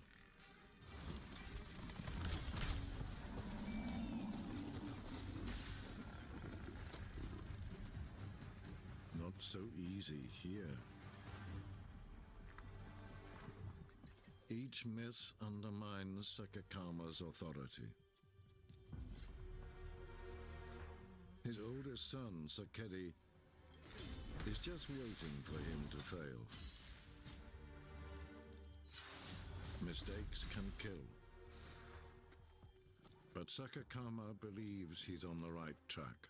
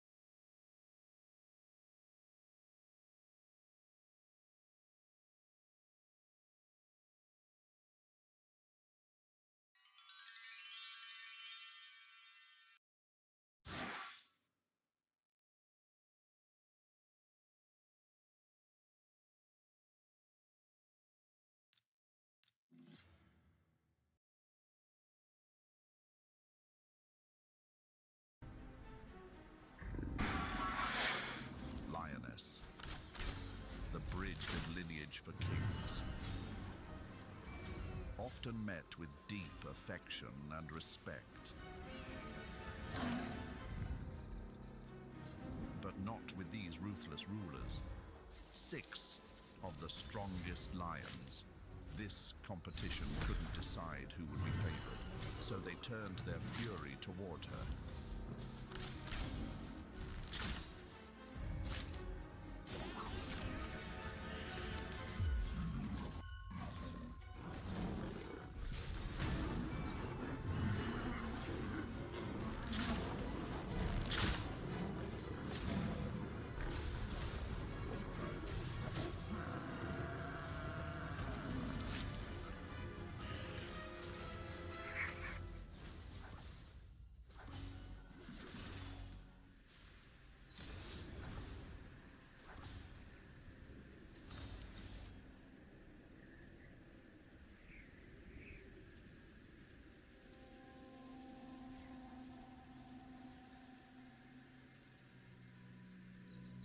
The serene beauty of the sunrise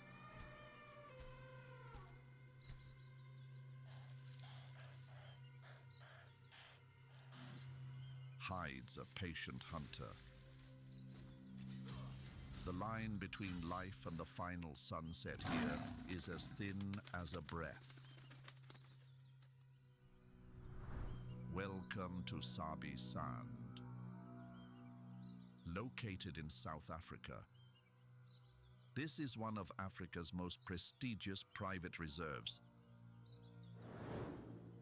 Sabi Sand is an open biological corridor sharing over 50 kilometers of unfenced border with Kruger National Park. Wildlife here enjoys free passage throughout a vibrant ecosystem.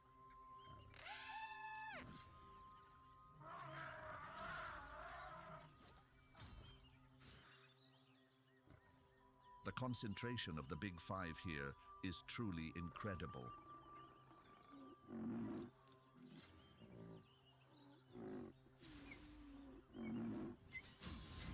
Sabi Sand is a treasure trove of impressive genetic diversity. 47 mammal species.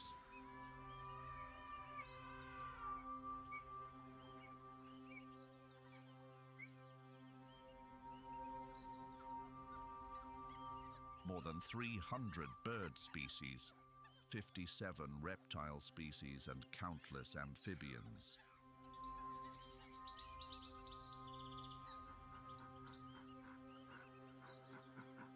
The soul of this land lies within 2 lifelines, the Sabi River and the Sand River.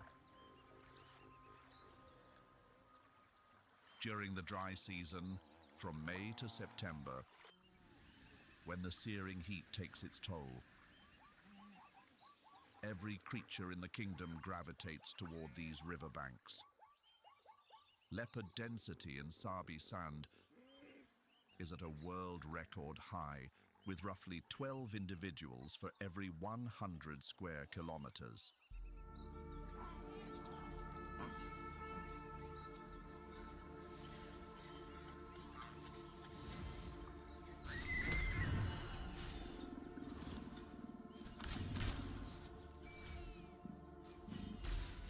If Sabi Sand is a kingdom of hunters, then the leopard is its most noble and cunning phantom. However, in an ecosystem ruled by tyrants, every mistake has its price. The leopard has elevated survival skills into a fine art. This game, you're not ready for it.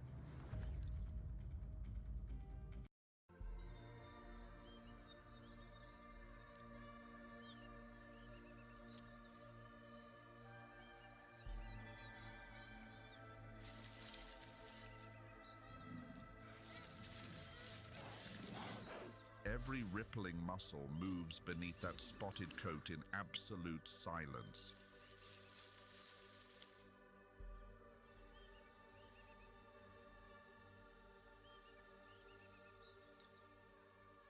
This meal will sustain it for several days. A scent of finality wafts through the breeze.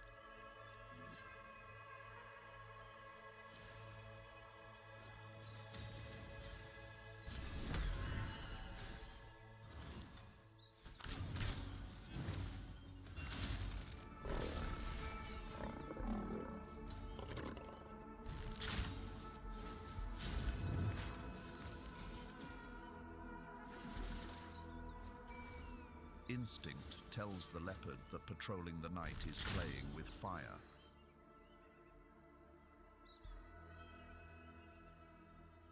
In 2001, in the heart of Sabi Sand, the Sparta pride of lionesses gave birth to a generation that would change the history of this land forever.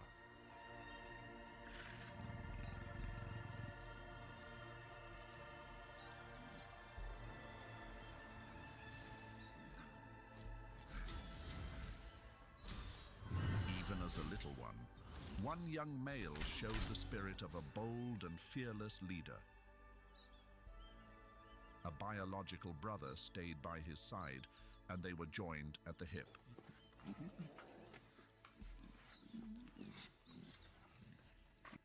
These were the first steps toward a coalition, a blend of wild courage and budding ambition. Their eventual rise was by no means a fluke. The Sparta Lionesses and the West Street males truly set the bar as model parents.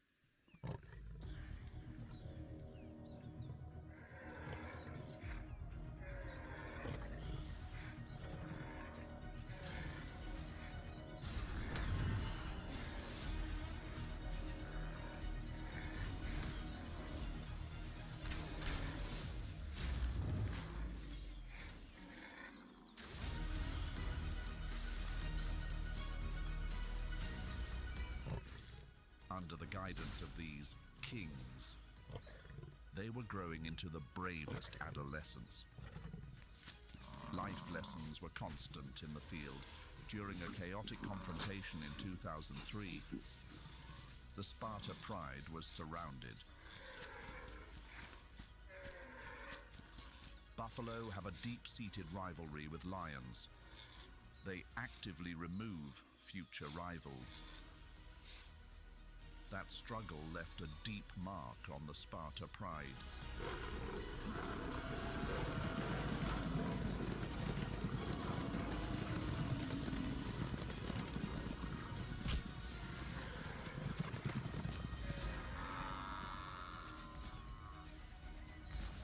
Amid the chaos, the five brothers, individuals who would later be known as the Mapagos, managed to avoid the final curtain. This survival was destiny.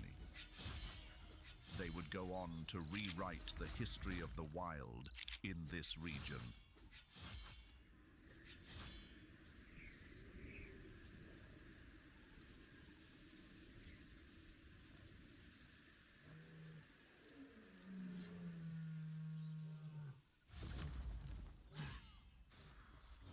Not long after that event, a stranger appeared. A promising young male. He was about 4 years old. Makulu. This was highly unusual. With the arrival of an outside male, intense challenges are usually the standard welcome for a newcomer. Experts believe that Makulu was actually the offspring of one of the West Street males. And it was that familiar scent of family ties that spared him. At this age, rather than seeking out new territories to conquer, Makulu acted as a protector for his younger brothers. This incredibly smart survival strategy helped him avoid draining skirmishes, while gaining time to refine his skills before truly stepping into his role as a conqueror. The younger brothers, the males who made it through the ordeal with the Cape buffalo. 5 names began to emerge as distinct figures. Scar, Pretty Boy, Rasta, Kinky Tail, and Mr. T. Being older, Makulu was always the largest male lion. Mr. T, the most assertive and bold, did not dare to challenge him. He and Kinky Tail became thick as thieves, inseparable.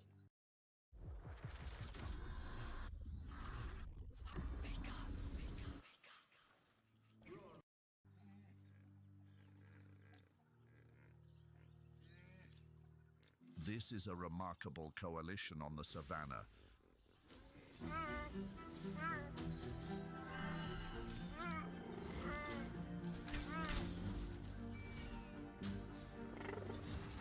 These slender predators are often biological brothers.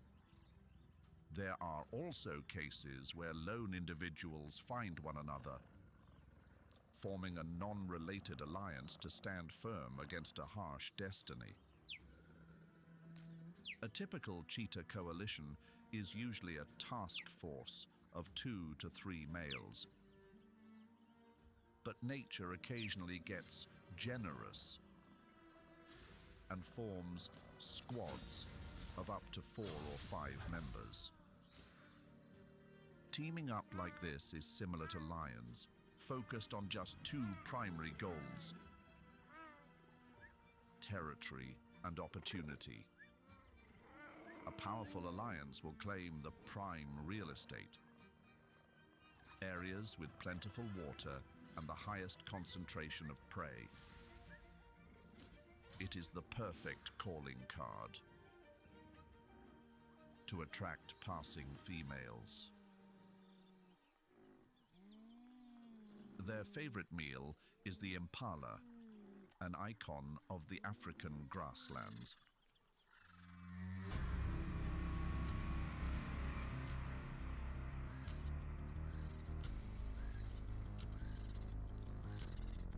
They spread out into a broad horizontal formation, surrounding their target like seasoned professionals.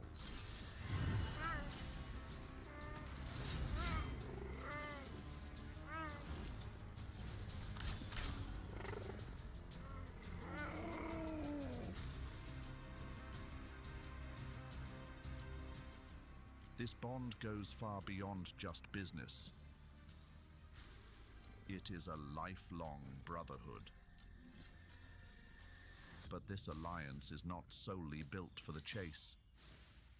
They must also watch each other's backs and provide safety against more dominant predators.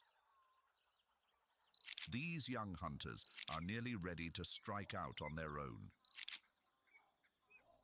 The word Mapogo in the Tsonga language means a group that works together.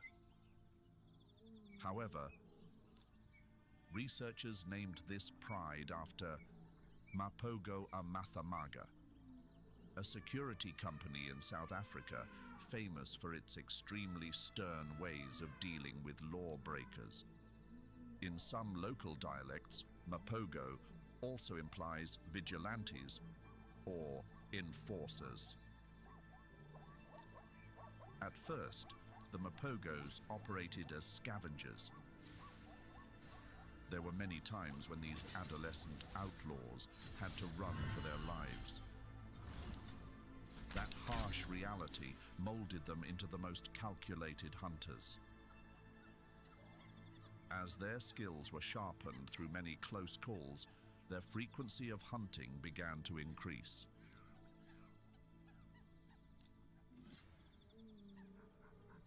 During the early stage of the alliance, the one holding the baton of leadership was none other than Maku. He was 6 years old at the time. At this age, many other male lions are preparing for their twilight years. But Makulu was just entering his prime. The reason was that staying with the pride longer than usual meant that by the time he entered the most challenging nomadic phase of a male lion's life, Makulu was no frail youth. He showed that he was a true leader. Thanks to the strength and guidance of a seasoned big brother, the Mapago lions gained a significant advantage much earlier than other males. This super coalition was no longer satisfied with small game. They began targeting massive opponents. From Cape Buffalo to hippos, young rhinos, and even adult giraffes. A male giraffe can weigh 1,300 kilograms, more than 6 times the weight of an adult lion. Bringing down such a giant requires high-level tactical coordination. Having 6 male lions grow up together and remain so closely bonded is incredibly rare.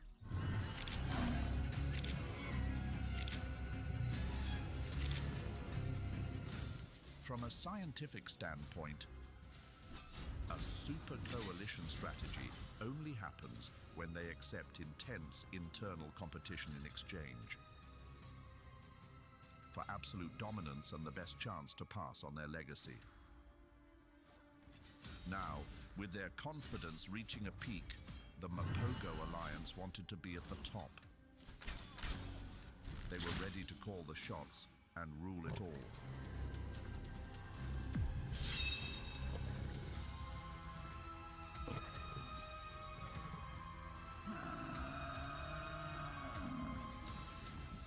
With a 50 kilometers open border directly bordering Kruger National Park, Sabi Sand acts as a massive funnel for migrating herds.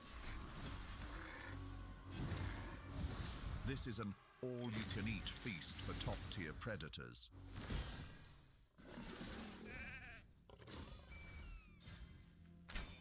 We have got to the point where literally anybody can build a fully working app without knowing how to code. This is based.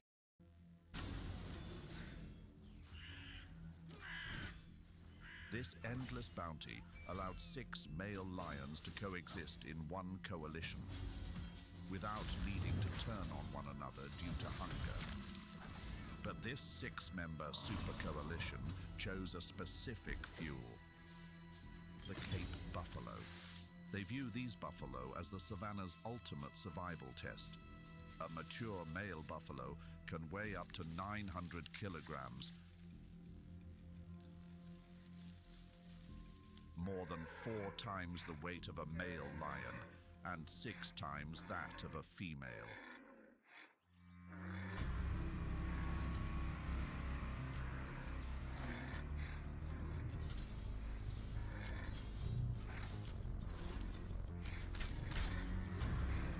Buffalo are ready to surround, trample, or overwhelm predators to protect their kind. Targeting these high-stakes objectives was the key to building the Mapogo Empire. Bringing down a buffalo means taking in a massive amount of calories, enough to sustain the entire alliance for many days. Kinky Tail and Mr. T were always the most assertive during the final moments, turning each hunt into a display of raw power. Mr. T, the youngest, was more willing than anyone to fight for the lion's share.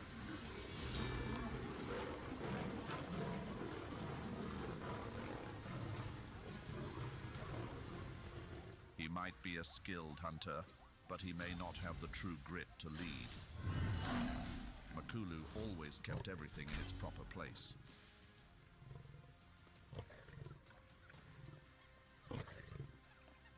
Their coalition was about to embark on a conquest that would shake the savannah to its core.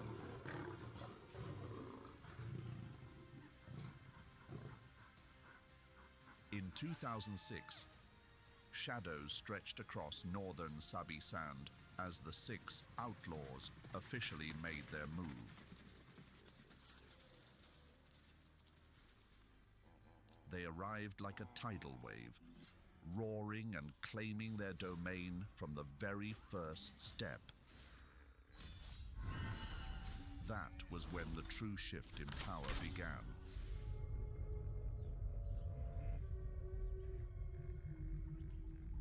To ensure total control and preserve their lineage, the Mapogos acted on their darkest primal instincts. Most notably, the tragedy of the Ottawa Pride and its 11 cubs.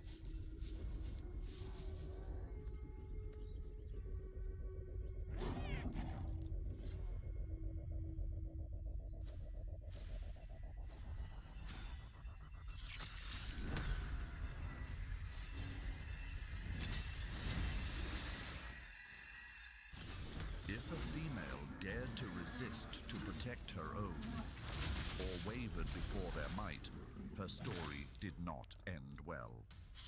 Typically, when taking the role of the dominant male, nomadic lions allow the females to remain, as they are the mothers and the primary providers for the pride. But in this instance, even when a lioness surrendered and stood ready to serve the new kings, she still met a tragic fate. Within a year, experts estimate that over 100 lions fell under the paws of the Mapogo alliance. Their empire expanded at a breathtaking pace, swallowing nearly 70,000 hectares of territory. These figures reflect a level of intensity that was truly unprecedented. Beneath the heels of these 6 kings were more than 8 prides of lionesses, forming the most powerful coalition ever recorded in history. A male lion usually roars for about 45 seconds to 1 minute before needing to rest from the effort. But Makulu possessed a uniquely deep tone and could roar continuously for 10 to 15 minutes without stopping.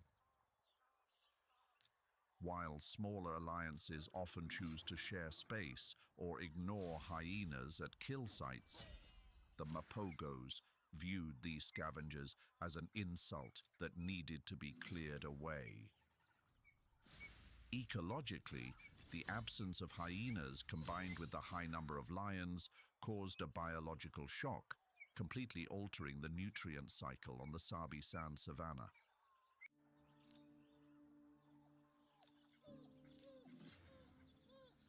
Ironically, the African wild dog reaped the greatest rewards from this unfolding drama. Yet their existence here remains a high-stakes gamble for survival. Lions have a deep-seated disdain for wild dogs. However, a fascinating paradox emerged during the Mapogo reign. Driving away rival prides and hyenas unintentionally carved out a sanctuary for them. Before Skyscanner, searching for cheap fried tomatoes. Cray, cray. Got to clear our cache. Clear the cache. Save the cache.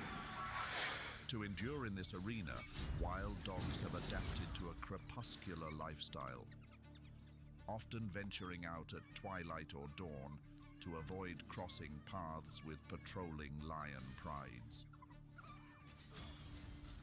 Their strategy relies not on raw power, but on sheer endurance. The success rate for wild dogs is the highest among Africa's large carnivores. Lions reach about 25 to 30%, which isn't even half of the dog's 70 to 80% mark. Yet what truly sets this species apart isn't their tactical skill, but their incredibly tight-knit social structure. Wild dog society is built on a spirit of unparalleled support. The young are always given the first seat at the table. Adults will regurgitate food to provide for those who are injured, the elderly, or mothers tending to the den. It is a flawless social welfare system in the heart of the unforgiving savannah. practice a unique form of democracy. Researchers in the Kruger, Sabi Sand region discovered that. Before deciding whether to head out, the pack holds a vote by sneezing. This acoustic voting system showcases a sophisticated collective intelligence, helping them thrive right under the noses of the dark-manned rulers. In contrast to the African wild dog, the Mapogo lion's sense of unity is beginning to show some cracks in the armor.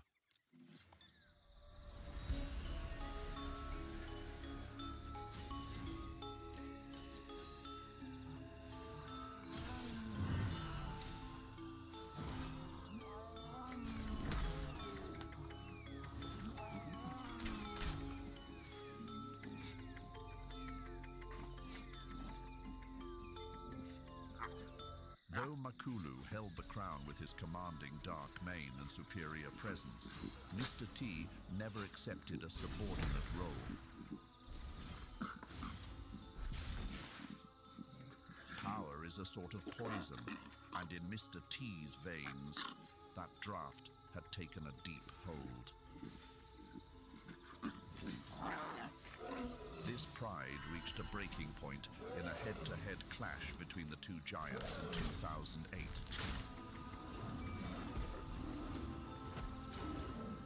Mr. T was thoroughly bested, leaving the pride with a deep injury to his leg and a bruised ego. This wild streak had actually been foreshadowed since his days as a cub.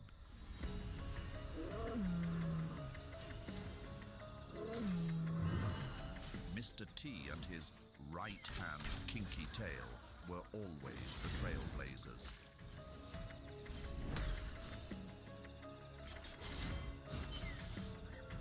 The injury from the struggle with Makulu eventually led to a historic geopolitical shift in Sabi Sand.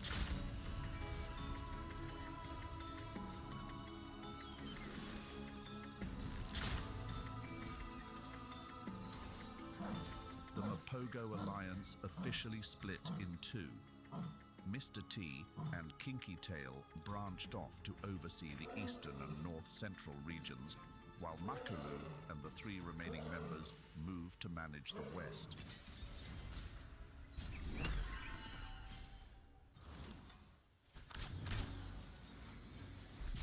This division created two completely different worlds.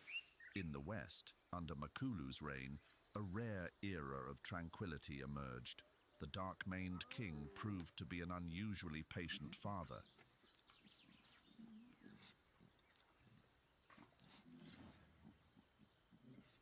In contrast, to the east, Mr. T and Kinky Tail became fierce defenders, constantly straining to push back newcomers spilling over from Kruger National Park.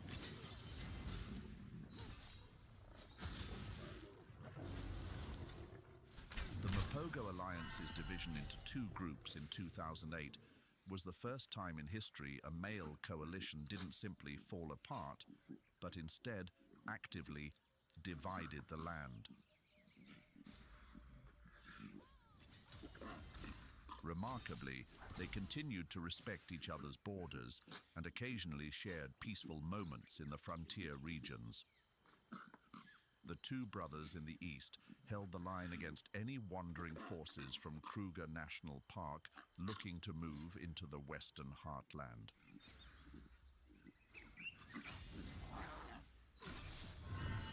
Do you believe Makulu's patience in the west was the mark of a wise ruler? Or was it Mr. T's intensity that truly kept the Mapogo's eastern border from folding under the pressure from Kruger?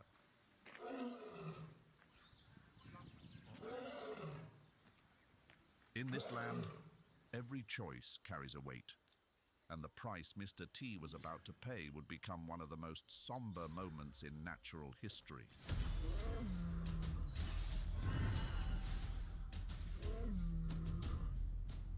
Every great empire is built on sacrifice, and the Mapogo Kingdom was no exception.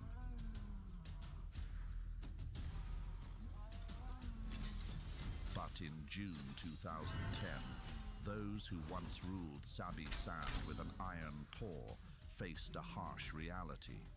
They were no longer the only ones who knew how to dominate.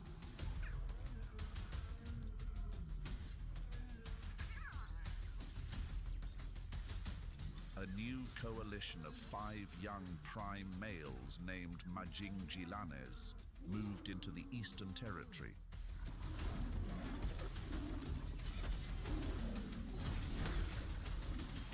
Initially, Mr. T and Kinky Tail wounded one intruder, but that was to be their final triumph and the start of a legendary pursuit for justice. In the shadows of that night, the 4 remaining Majingilanes carried out a calculated strike.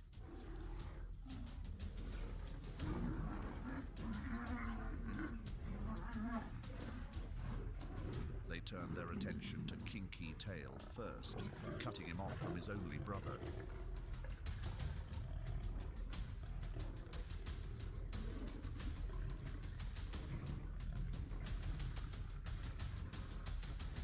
Facing the overwhelming force of 4 rivals in their prime, Mr. T was forced to make